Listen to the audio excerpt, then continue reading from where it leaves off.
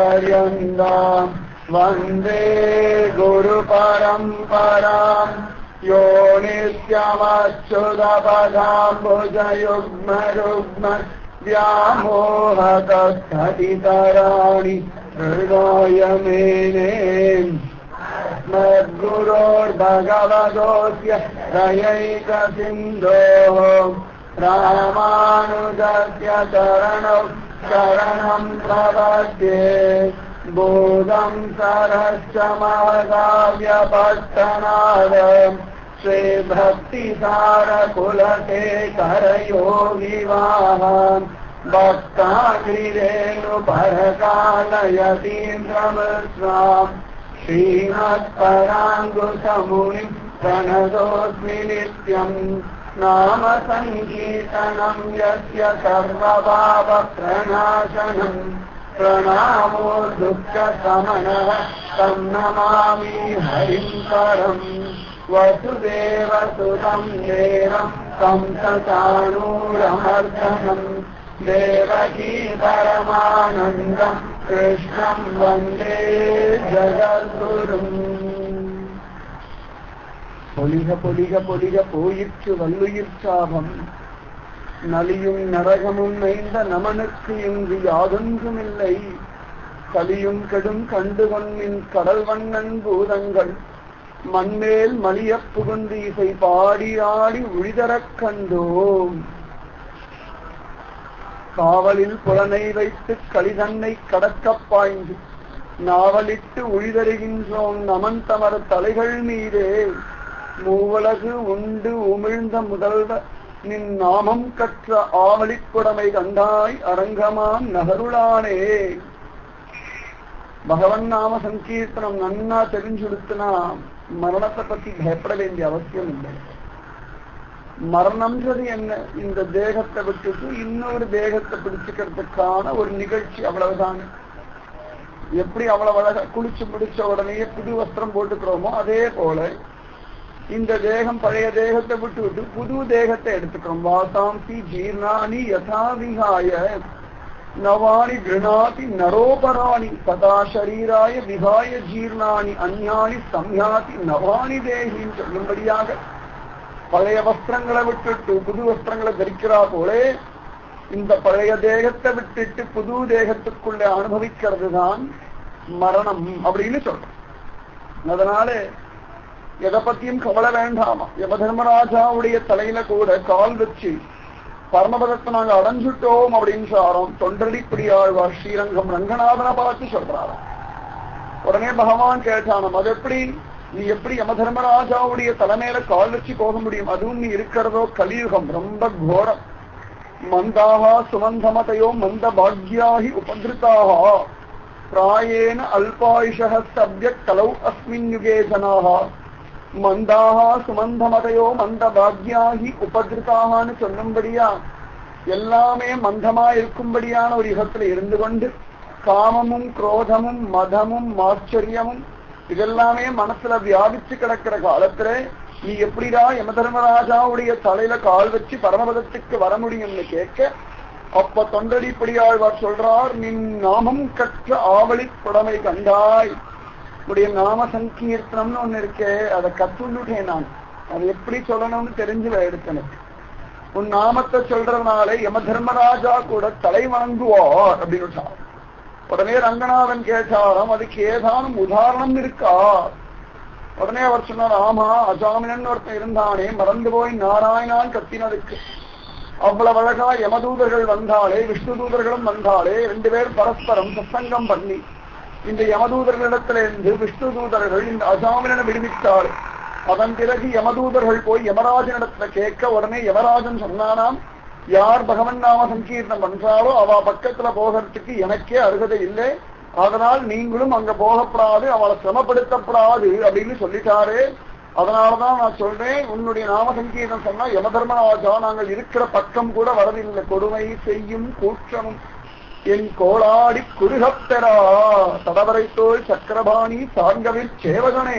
பெரியாழ்வார் சொல்றார், எல்லாருக்கும் கொடுமை பண்றாரு இந்த யமதர்மராஜா. அந்த யமதர்மராஜா கூட நான் எங்கெல்லாம் திருவடி பதிக்கிறேனோ அந்த இடத்துல எல்லாம் வர முடியாது. கொடுமை செய்யும் கூற்றமும் என் கோளாடி குருகப்பெறா, வர முடியாதுன்றார். அந்த மாதிரி பகவன் நாம சங்கீர்த்தனம்னு ஒரு யஜ்யம் பண்ணிட்டோம்னா யமதர்மராஜாவை பத்தி பயப்பட வேண்டாம். யமதர்மராஜாவை பத்தி பயப்பட வேண்டிய அவசியம் இல்லைன்னா நமக்கு நரகவாசம் இல்லைன்னு அர்த்தம். நரகம்னு ஒண்ணு இருந்தா தானே யமதர்மராஜாவுடைய வார்த்தைக்கு பயப்படணும். யமதர்மராஜா வந்து அழிச்சுட்டு போயிடுவாரான்னு பயப்படணும். நம்ம கிட்ட நரகம்ன்றதுக்கான நரகம் போகிறதுக்கு ஒரு டிக்கெட் இருக்கான், பாபம்னு ஒண்ணு இருக்கான். அந்த பாபமே இல்லாத சமயத்துலதான் நரகம் இல்லை. நரகத்துக்கும் நமக்கும் சம்பந்தம் இல்லாத பட்சத்துல யமதர்மராஜா வரவே மாட்டார். அதனால சுகமா ஆனந்தமா இருக்கலாம். நாம சங்கீர்த்தனம் ஒண்ணு விடாம ஸ்ரத்தையோட பண்ணிக்கலாம். வேற எதுவும் அவசியம் இல்லை. கலியுகத்துடைய தர்மம், இந்த தர்மத்தை பிரகடனப்படுத்தணும் அப்படின்றதுக்காகத்தான் சைத்தன்யம் மகாபிரபுடைய திவ்ய அவதாரம். ஏன்னா நாம சங்கீர்த்தனம் விசேஷம்னு சொல்லி பாகவதம் சொல்றது, ராமாயணம் சொல்றது, மகாபாரதம் சொல்றது, பெரியவாளுடைய கிரந்தங்கள் சொல்றது, திவ்ய பிரபந்தம் சொல்றது. ஆனா ஜனங்களுக்கு புரியணுமே, அதை புரிய வைக்க வேண்டாமா? அது ஒரு ஆச்சாரியனுடைய கடமையாச்சு. கிருஷ்ணம் வந்தே ஜெகத்குருமாச்சு. கிருஷ்ணன் தானே லோகத்துக்கே ஆச்சாரியன். அந்த ஆச்சாரியனை விட்டால் வேற யார் ஆச்சாரியன்? அவன் தானே ஆச்சாரிய ஸ்வரூபத்திலே குரு ஸ்வரூபத்துல இருந்து கொண்டு இதை செய், இதை செய்யாதே, நீ பொய் சொல்ற, என்னை ஏமாத்த பார்க்கின்றாய் அப்படின்னு தைரியமா சொல்ல முடியுமா? அப்படின்னா ஹிருதய கமலத்துல இருந்து நம்முடைய மனோபாவத்தை தெரிஞ்சாதானே சொல்ல முடியும். சாதாரண மனுஷர்கள் நம்ம சொல்ற வெளி வார்த்தைகள்ல ஏமாந்து போயிடுவா. ஆஹா, உங்க இடத்துல ரொம்ப ஸ்நேகம் அதிகம் நம்ம சொல்லலாம், வார்த்தையா சொல்லலாம். ஆனா மனசுக்குள்ள ஒரு இடத்துல எனக்கு ஸ்நேகமே கிடையாது, உன் இடத்த காரியமாகணும், அதனால இப்படி பேசணும் நம்ம மனசுல நினைப்போம். அது அவளுக்கு தெரியாது. ஆனா ஆச்சார இடத்துல அப்படி சொல்ல முடியாது. இல்ல, நான் ஆசைதான் படுறேன், பசங்களுக்கு வரணும்னு ஆசைப்படுறேன், நாம சங்கீதம் பண்ணணும் ஆசைப்படுறேன். வார்த்தையா சொல்றது வேற, ஆத்மார்த்தமா பிரார்த்தனை பண்றது வேற. வெறும் வாய் வார்த்தையினால யாருக்கும் ஒரு பிரயோஜனம் இல்லை. ஒரு வார்த்தையினால ஒரு பிரயோஜனம் இல்லை. ஆத்மார்த்தமா ஹிருதயத்திலேருந்து அந்த தவிப்பு வரணும். நானும் தான் பகவான் வேணும்னு அழறேன். சும்மா அப்படினாலும் பகவான் வேணும் பகவான் வேணும் அடுத்த வாழ்க்கைக்கு அழறா மாதிரி பண்ணிட்டோம்னா பிரயோஜனம் இல்லை. ஹிருதயத்துக்குள்ள பகவானை இன்னும் ஒண்ணு பார்க்கலையேடா, இன்னும் ஒண்ணு அனுபவிக்கலையேடா, இப்படியே ஜென்மா போயிடுமா, போகப்படாதே, பிரபு அனுகிரகம் பண்ணிடா. எத்தனையோ பேருக்கு வயசான காலத்துல கிடைச்சிருக்குன்னு சொல்றாள், எனக்கு எடுக்கப்படாதா? எத்தனையோ பேருக்கு அனுகிரகம் பண்ணிருக்கேன், எனக்கு அனுகிரகம் பண்ணப்படாதா? எவ்வளவோ பேர் பாவிகள் இருக்கா, நானும் ஒரு பாவிதான். உலக்கு ஒரு புள்ளி கண்டா மேற்கண்டாங்க. பெரியார் சொல்றார், ஒரு புள்ளிமான் இருக்குன்னா அதுல இன்னொரு புள்ளி சேர்ந்தா ஒரு பெரிய விஷயமா? இந்த மாதிரி நான் சுயம் பாவமே பண்ணி பழக்கப்பட்டவன் தான். இது இன்னொரு பாவம் எக்ஸ்ட்ரா சேர்ந்தாலும் நீ விட்டுட முடியுமா? ஏற்கனவே பாவம் பண்ணி பாவம் பண்ணி பாவம் பண்ணி பாவின்னு ஒரு முத்திரை வாங்கிட்டேன். அதனால மேல இன்னொரு பாவம் பண்ணும்போது அது கொற்றமா இல்லையே. உனக்கு பொறுத்த வரைக்கும் சாதாரண விஷயம் தான், எனக்கு அனுக்கிரகம் பண்ணப்படாத. அதாவது ஒரு பாவம் பண்ணல, இருந்தாலும் தான் பாவம் பண்ணிட்டோம் என்று அபிமானத்துல எம்பெருமானத்துல பிரார்த்தனை பண்ணி நான் பாவிதான், இருந்தாலும் நீ கிருப பண்ண வேண்டாமா? அதாவது உனக்கு அதனால என்ன போச்சு, நான் இன்னும் பாவம் பண்றேன், அது வேற. இவ்வளவு பாவம் பண்ணிட்டேன், இன்னும் ஒரு பாவம் பண்றதுனால என்ன ஆயிட போறது, அது வேற.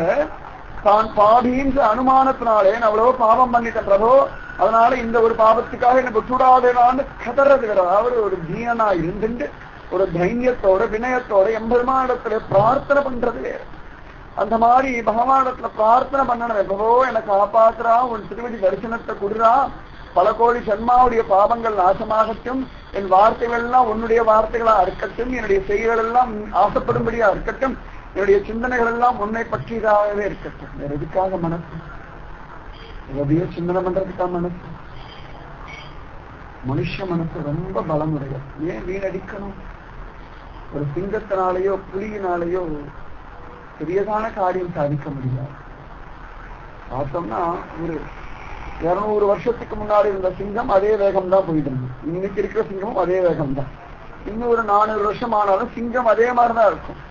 ஆனா மனுஷன் 200 வருஷத்துக்கு முன்னாடி நடந்து போயிட்டு இருந்தான், அப்புறம் கட்ட வண்டியில போனான், அப்புறமா சைக்கிள், ஒவ்வொன்னா வந்து இப்ப பறந்துட்டு கிடக்கிறான். தெரியாது இல்லையா மனுஷனோட புத்தி எவ்வளவு வேகமா போகிறது? எல்லாத்தையும் மாறுதல் வருது. 200 வருஷத்துக்குள்ளே இவ்வளவு ஒரு விஞ்ஞான முன்னேற்றம் வருதுன்னா மனுஷ மனசு இத்தனை வேகமா போயிட்டு இருக்கு. ஆனா சிங்கம் அதே வேகம். அது ஒரு வேகம் எவ்வளவு தூரம் இருக்குன்னா ஒரு மான் அடிக்கிற வரைக்கும் தான் அதோடைய வேகம், அதுக்கு மேல அதோட வேகம் கிடையாது. அது இன்னொரு 50 வருஷம் ஆனாலும் இன்னொரு 1000 வருஷம் ஆனாலும் சிங்கம் சிங்கமா தான் இருக்கும். ஆனா அதுக்குள்ள மனுஷன் சந்திரத்தை இடம் பிடிக்கலாமா, அங்க போய் வீடு கட்டலாமா யோசனை பண்றானா இல்லையா? இவ்வளவு பலம் இருக்கு மனுஷன் மனசு. ஒரு காலத்துல நடந்து சேத்ராவரணம் போவா, இப்பெல்லாம் ஏறி பிளைட்ல ஏறி உட்காந்து அங்க போய் இறங்குறா, அங்க ஒரு காரை வச்சுக்கிறா, அதே கோவர்ணகிரியை கார்ல பிரதர்ஷனம் பண்ற அளவுக்கு ஆயிட்டோம். அந்த அளவுக்கு அட்வான்ஸா போயிட்டு இருக்கோம்னா இந்த மனுஷ மனசு எத்தனை வேகமா பிரயாணப்படுறோம். அதனாலதான் பெரியவா சொல்ற மனுஷ மனசை கொண்டு மோட்சத்துக்கே பிரயாணப்பட முடியும். சந்திரமண்டலத்தில் போக முடியும்னா அதையும் தாண்டி போக முடியும். சந்திரமண்டலம் நின்றுட்டு அவ்வளவுதான். நம்ம எவ்வளவு தூரம் பிரயாணப்படுறோம்னு ஆசைப்படுறோமோ அவ்வளவு தூரம். காத்தால சீக்கிரம் எந்த முடியும்னா சீக்கிரமா இருக்கணும், நிறைய நேரம் தூங்கணும்னு ஆசைப்பட்டா நிறைய நேரம் தூங்கணும். மனசு மனசு பக்தி பண்ணணும், பகவான் அனுபவிக்கணும், பகவான பரிபூர்ணமா உணர்ந்து அதிலேயே தலைக்கணும். இந்த ஒரு துடிப்பு, இந்த ஒரு தவிப்பு அப்படியே அதிகமாயிட்டே இருக்கணும். இன்னும் பார்க்கணும், இன்னும் பார்க்கணும், இன்னும் பார்க்கணும்.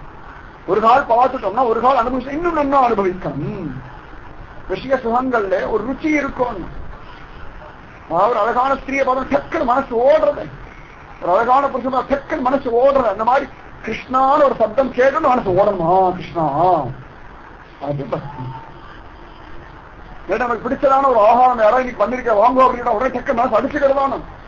அந்த மாதிரி கிருஷ்ணான்ற ஒரு சப்தம், கிருஷ்ணான்ற நாம சங்கீதம், கிருஷ்ண பக்தி கேட்ட உடனே மனசு ஓடணும், அங்க போய் நிக்கணும், அங்க போய் நிக்கணும் மனசு. அதுதான் அது வந்து ஒரு விசேஷம். அப்படி ஒரு பக்தி வரணும். சும்மா ஏதோ எழுந்தோம், ஏதோ ஒரு ஸ்லோகம் சொன்னோம், ஒரு பூஜை பண்ணணும், ஒரு கற்பூர ஆரத்தி காசம் நிக்கப்படாது. அதனால இதெல்லாம் தேவையில்லை, தப்புன்னு அர்த்தம் இல்லை. இதையும் தாண்டி மேல வர முடியுமே, வாழ்க்கை ஒவ்வொரு நொடி பொழுதையும் யஜ்யமா மாத்திக்க முடியுமே, எல்லா கர்மாவையும் பகவத் பிரீத்தியர்த்தமா பண்ண முடியுமே, பண்ணலாமே, பண்ணக்கூடிய சக்தி இருக்கே, பண்ணக்கூடியதான பலம் இருக்கே, பண்றதுக்கான புத்தியையும் சாதுரியத்தையும் மனோபாவத்தையும் பகவான் கொடுத்துருக்கான். நம்ம தான் இழுத்து எங்கேயோ போயிட்டு இருக்கோம், எங்கேயோ போயிட்டு இருக்கோம். நம்ம தான் தேவையில்லாம எதையோ நினைச்சு என்னமோ பண்ணிட்டு இருக்கோம். பகவானத்தை பரமபிரீத்தி வர பகவானே நீ காட்சி கொடுறான், அதை வேண்டாமா, அந்த அழுகிய சொல்லி தரணமே பகவான். அதனாலே தானே கௌராங்கனா நிமாயி பண்டிதரா சைத்தன்ய மகாபிரபு அவதாரம் பண்ணான். பரம கருணாசாகரம்.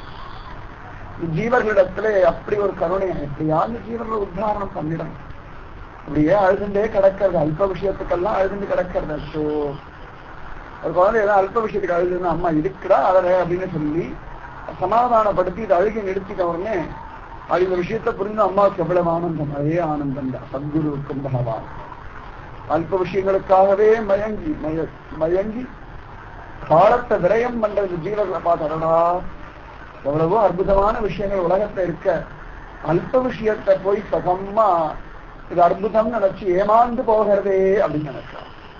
சமயத்துல அங்க பார்த்தோம்னா ஒரு சின்ன குழந்தை ஏதோ ஒரு பொம்மை ரோஜா யாரோ பண்ணி வச்சிருக்கா, துணி அழகா இருக்கு, இது அழகா இருக்கு, இது அழகா இருக்குன்னா அம்மா உண்மையான ரோஜாவை கொடுத்து இது பாடுறா, இது முகர்ந்து பாருடான்னா அதை கொடுத்து இது நறுமணத்தை கொடுத்து அதை கோமல் ஓ பிரிய வைக்கிறான். அந்த மாதிரி குருவானவர் அல்ப விஷயங்கள்ல நமக்கு இருக்கிற பற்றுதலை நீக்கி சர்வநாசம் பண்ணி உண்மையான பரம புருஷார்த்தமான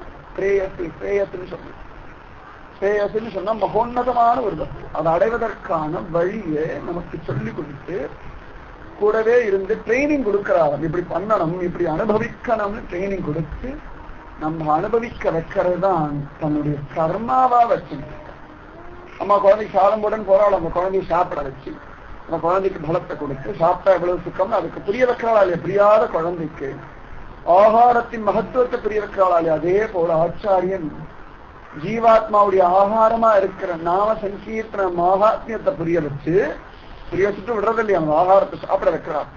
விளையாட்டு காட்டி இந்த குழந்தைக்கு அம்மா அம்பளியை பிடிச்சு தரேன், அதை பிடிச்சு தரேன்னு சொல்ற மாதிரி ஆச்சாரியன் நாம சங்கீதம் உலகாயுத பிரயோஜனம் எல்லாம் கிடைக்கும்னு சொல்லி முதல்ல உலகாயுத பிரயோஜனம்ன்ற ஒன்றை கொண்டு இந்த குழந்தைகளை இழுத்து அதன் பிறகு சுபாவமாகவே தானாகவே உலகார்ந்த விஷயம் கிடைக்கிறதுன்னு ருச்சித்த பிறகு நாம சங்கீதம் சொல்ல சொல்ல சொல்ல சொல்ல சொல்ல தானாகவே இவ்வளவு உலகார்ந்த விஷயங்கள் கிடைக்கிறது. பகவான் கிடைக்க மாட்டானா? எத்ரவா சத்ரவா தேவ யதி விஸ்வசிமத்வை நிர்வாணம் அபி துர்வாரம் அர்வாச்சீனானி கிம் குணகன்னு சொல்லும்படியா எந்த இடமா இருந்தாலும் எந்த நிலைமையா இருந்தாலும் பகவானே உன்னை தடமா நம்பினா மோட்சமே கிடைக்கும்ன்ற வருஷத்துல உலகாயுத இன்பங்கள் கிடைக்கும் நான் சொல்லணுமான்னு சொல்லி இந்த குழந்தைகளுக்கெல்லாம் உலக விஷயமே கிடைக்கிறது. அப்ப பகவானே கேட்டு பார்க்கலாமே ஒரு ஆசை வருமே, அந்த ஒரு நிலைமைக்காக காத்துண்டு கிடக்கிறாளாம் சதாச்சாரிய மகானுபாவர்கள். அந்த மாதிரி இந்த கௌராங்க நிமாயி பண்டிதர் ஒவ்வொரு நாளும் அத்தியுதமான நாம சங்கீர்த்தனத்தோட நவத்வீபத்திலே அவ்வளவு அழகா வலம் வருகின்றார். நவத்வீபமே அப்படியே கட்டுப்பட்டு கிடக்கலாம். கோலோக பிருந்தாவனம் போல ஆயிடுச்சான். வங்காள தேசம் பாக்கியமுடையதான தேசம். இன்னைக்கு ஒண்ணு பார்த்தோம்னா ரொம்ப அப்படியே இந்த மனசு இந்த இந்திரியங்கள் அதை காட்டிலும் இந்த பக்தியில ஒரு வெறித்தனம் இருக்கும் வங்காளிகளுக்கு. என்ன கவனிச்சு பார்த்தோம்னா மராட்டிக்காரர்களுக்கு ஒரு வெறித்தனம் இருக்கும். அதை காட்டிலும் இந்த வங்காளிகளுக்கு பார்த்தோம்னா இந்த பகவத் பக்தின்ற ஒரு விஷயத்துல ஹிந்துத்துவ தர்மத்துல அவளுக்கு ஒரு தனி வெறித்தனம் இருக்கும். இந்த நாம சங்கீர்த்தனத்திலே அந்த பகவத் விஷயத்திலே அவளுக்கு இருக்கிற ருச்சி சொல்லி மாறாது. சத்தியமா பிரத்யேகமா பார்த்துட்டு சொல்றேன். மற்ற இடங்களை காட்டிலும் அவளுக்கு அபிருச்சி இருக்கும். விட்டு கொடுக்கவே மாட்டான். நம்மளுடைய ஆச்சாரிய புருஷர்களை நம்மளுடைய அவதாரம் எங்கேயாவது யாராவது வங்காளி சைத்தன்ய மகாபுரத்தி கேவலமா பேச மாட்டான். மறந்து பேச மாட்டான். ஏன்னு கேட்டா அத்தனை ஒரு மரியாதை உண்டு அவளுக்கு. ஆச்சாரிய புருஷாலிடத்துல பகவத் பக்தாலிடத்துல பகவானுடைய அவதாரத்திலே தங்களுடைய மொழியில தங்களுடைய பாஷையில எல்லாத்தையும் அவளுக்கு அற்புதமான ஒரு மரியாதை உண்டு. அத்தியாச்சரியமான ஒரு பலம் உண்டு. அந்த மாதிரி நவத்வீபம் முழுக்க இந்த நவவிதமான பக்தி சவனம் கீர்த்தனம் விஷ்ணோகோ ஸ்மரணம் அவ்வளவு அழகா சொல்லிட்டே வரலாம். சிரவணம் கீர்த்தனம் விஷ்ணோகோ ஸ்மரணம் அர்ச்சனம் வந்தனம் தாசியம் சக்கியம் ஆத்ம நிவேதனம் பாதசனம் எல்லாம் சொல்லி முடிச்சிடறாங்க. அந்த மாதிரி நவத்வீபத்துல இந்த நவவிதமான பக்தி பெருக்கெடுத்து ஓடணும். சாஸ்திரத்தை எல்லாம் கடந்து ஆச்சார அனுஷ்டானம் மரியாதைகளை மீறியதான ஒரு நவவித பக்தி.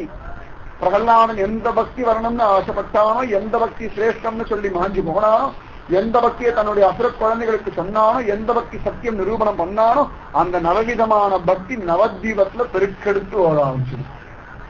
அத்தனை பேரும் ஆனந்த தலைச்ச ஒவ்வொரு நாளும் சிரவணம், ஒவ்வொரு நாளும் கீர்த்தனம், ஒவ்வொரு நாளும் ஸ்மரணம், ஒவ்வொரு நாளும் நிமாய் பண்டிகளுடைய பாத சேவனம் சிரவணம் கீர்த்தனம் விஷ்ணோகோ ஸ்மரணம் பாத சேவனம் அர்ச்சனம் விதவிதமான அர்ச்சனம் பந்தனம் ஒவ்வொரு நாளும் பந்தனம். சில பேர் தாசியமா இருக்கா, சில பேர் சக்கியத்துல இருக்கா. சமயத்துல தாசியம் சமயத்துல சத்தியம். அர்ச்சனம் வந்தனம் தாசியம் சத்தியம் ஆத்ம நிவேதனம். அவ தாசிய பாவத்துல இருக்காளோ, சத்திய பாவத்துல இருக்காளோ, மாதுரிய பாவத்துல இருக்காளோ, வாத்சல்ய பாவத்துல இருக்காளோ, அத்தனை பேரும் இந்த நிமாயி பண்டிதன்ற ரூபத்துல இருக்கிற கிருஷ்ணனிடத்துல ஆத்ம நிவேதனம் பண்ணிட்டாங்க. நவதீபம் முழுக்க இந்த பரமானந்தத்தை கலச்சு கடக்கிறது. ஏற்கனவே நிமாயின் ஒரு பிரேம வெள்ளம் ஓடின்னு இருக்கு. இதுல நித்யானந்தர் இன்னொரு வெள்ளமும் சேர்ந்து போயிருக்கான். ஏற்கனவே சர்க்கரை அப்படி ஓடின்னு இருக்கு அப்படின்னா, சர்க்கரை நல்லா ஜலமா கரைச்சி ஓடி இருக்குன்னா இன்னொரு பக்கம் அவ்வளவு கருப்பஞ்சாரம் சேர்ந்து இருப்பான். அவ்வளவு ஜோரா இருக்கும்.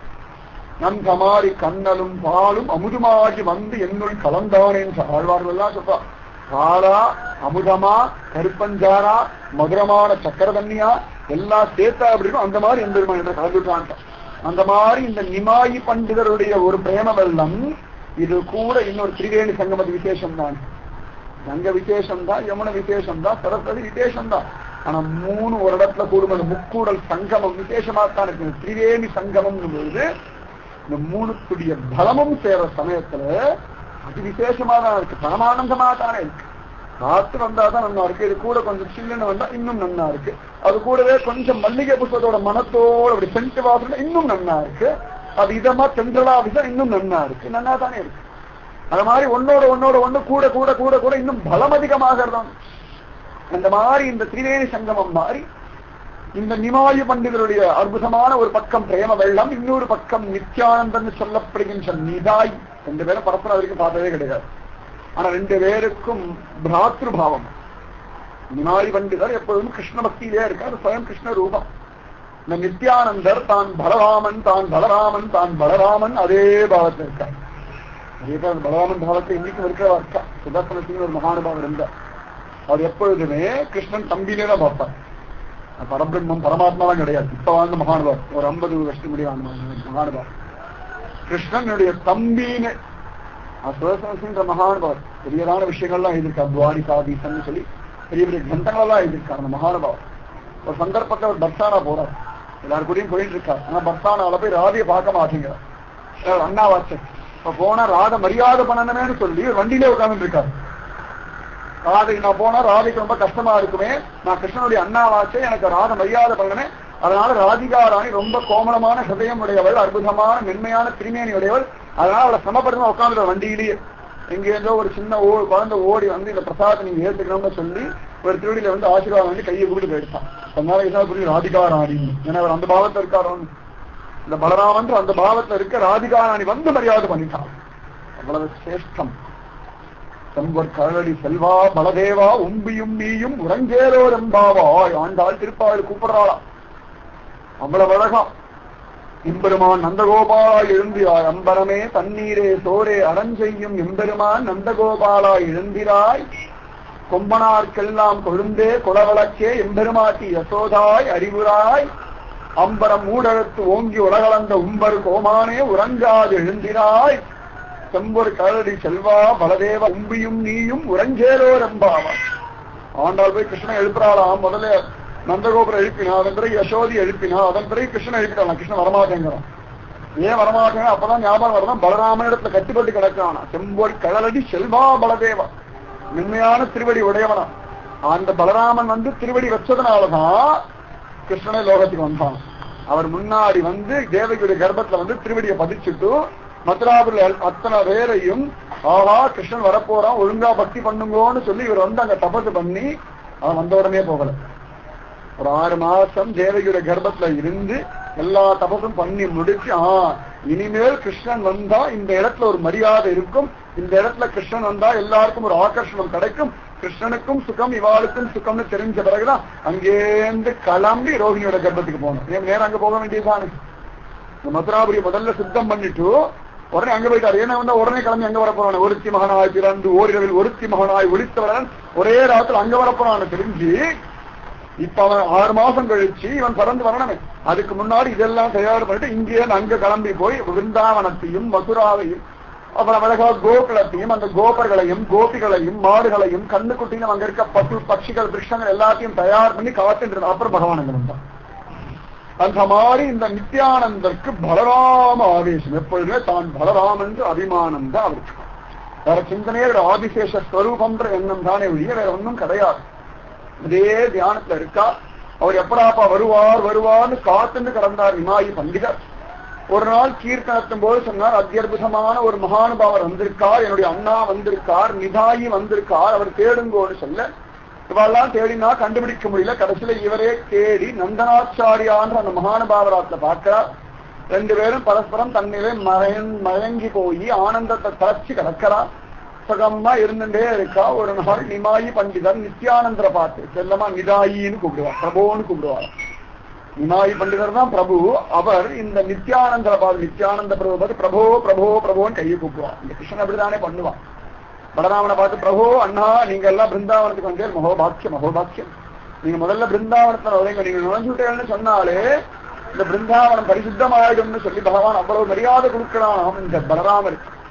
சமயத்துல இவன் பலராமருடைய திருமணியில தலை வச்சு இப்படி படுத்துக்கிறான். சமயத்துல பார்த்தா பலராமன் இவன் திருமணியில படுத்துக்கிறான். சமயத்துல பகவான் சரண சேவை பண்றான். பலராமருடைய காலத்துக்கு தன் நடிவேலை போனப்பா எனக்காக எவ்வளவு சிரமப்பட்டு நடக்க சென்றால் குடையாம் இருந்தால் சிங்காசனமா நின்றால் மரவடியாம் நீர்கடலுள் என்றும் துணையாம் மணிவிளக்காம் பூம்பட்டாம் புல்கும் மனையாம் திருமார்க்கு அரவுன்னு சொல்லும்படியா ஆஹா எனக்காக நீங்க எவ்வளவோ சிரமப்படுறேன்னு சொல்லி அந்த பாதங்களை மென்மைய இந்த பிரபு பிடிச்சு விடுறான். கிருஷ்ண பிரபு பலராமருடைய திருவடியை பிடிச்சு விடுறான். எவ்வளவு பாக்கியம். லோகமே அவன் திருவடிக்காக ஏங்கிந்து கிடக்கோ அவன் இந்த பலராமருடைய திருவடி ஸ்பர்சத்துக்காக ஏங்குறான். ஏன்னா அப்பேற்பட்ட ஒரு வினயமும் அப்பேற்பட்டதான ஒரு பக்தியும் இந்த பலராமருக்கு பரிபூர்ண ஸ்வயம் உள்ளுக்குள்ள இருக்காங்க. ஆதிசேஷன், அதாவது சேஷர்கள்னு சொல்லப்படுகின்றதான இந்த ஜீவர்கள் எப்படி இருக்கணுமோ அப்படி நடந்து காட்டுபவர் இந்த ஆதிசேஷன் தான். அந்த மாதிரி அதே ஆதிசேஷ ஸ்வரூபத்திலே ஆதிசேஷ பாவத்திலே இருக்கிறவராம் இந்த நித்யானந்த பிரபு. அதனால ஆனந்தமா நிமாயி பண்ற பிரபோ பிரபோ பிரபோன்னே கூப்பிடுறாராம். இவர் அவரை பார்த்து பிரபோ பிரபோ பிரபோன்னு கூப்பிடுறான். பரமசுக்கம் இந்த பாவத்துல இருந்து காத்தாட்டானே. அந்த மாதிரி இந்த நிமாயி பண்டிதர் ஒரு நாள் சொன்னார், நாளைக்கு வியாச பூஜை எங்க கொண்டாடலாம். நித்யானந்தி பாக்குறான். இந்த ஸ்ரீவாசராத்துல கொண்டாடலாம் என்ன தானே இருக்கும் அப்படின்னா அவர் குழந்தை மாதிரி பேசுவார். அவர் நடவடிக்கை எல்லாமே ஒரு குழந்தை போல நின்னா பார்த்தா 35-40 வயசு ஆனவர் மாதிரி இருப்பார் தேகம். ஆனா சுபாவம் குழந்தைதான். தானே ஆகாரம் எடுத்து சாப்பிட மாட்டார். யாராவது ஊட்டி விட்டா ஒக்காச ஒரு பாடு குழந்தைகள் நடக்கும் தெரியுமா, 2 வாய்ப்பு அது பாடு இப்படி ஓடும். அங்கேயும் திருப்பிங்க வரும். அப்படி பாதி சாப்பிடும்போது பாதி முழுங்கு பாதி வெள்ள வரும். அந்த மாதிரி மேலெல்லாம் வழிஞ்சு சில பேர் ஒரு பைத்தியம்ன்றா, சில பேர் அவதூதர்ன்றா, சில பேர் பார்த்து சும்மா எல்லாம் நடிப்பு ஏமாத்துறதுன்றா. சில சமயத்துல குழந்தை மாதிரி ஓடுறா, எனக்கு வேண்டாம் அண்ணம்னு ஓடுறா. சமயத்தை இடுப்புல தூக்கி வச்சுக்கோண்டா, இவர் யாரும் தூக்க முடியுமா? ஆனா அவ்வளவு கலாட்டா பண்றாரு. அந்த குடும்பத்தனம் ஏன்னா சுவாவமாவே இந்த குழந்தை நிஜமாவே ரொம்ப கஷ்டம். ஏன்னா ஒரு சிட்டிக்கு மேல குழந்தை மாதிரி இருக்க முடியாது. தான் அபிமானம் வந்துடும். ஒரு லெவலுக்கு மேல போயாச்சுன்னா தான் அபிமானம். குழந்தைகளே பார்த்தோம்னா ஒரு சிட்டிக்கு மேல 13 வயசு வந்து விடுக்கும். எனக்கு எல்லாம் தெரியும், அபிமானம் வந்துடுறதும்.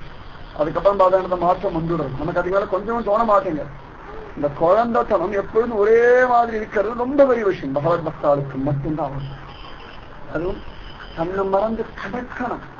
இந்த குழந்தை பாவத்தை ஒண்ணுமே தெரியாது. வா பிடிச்ச வா பிடிக்காது வா ஒண்ணுமே தெரியாது. அப்படியே மனசு ஒரே ஸ்திதியில இருக்கும்.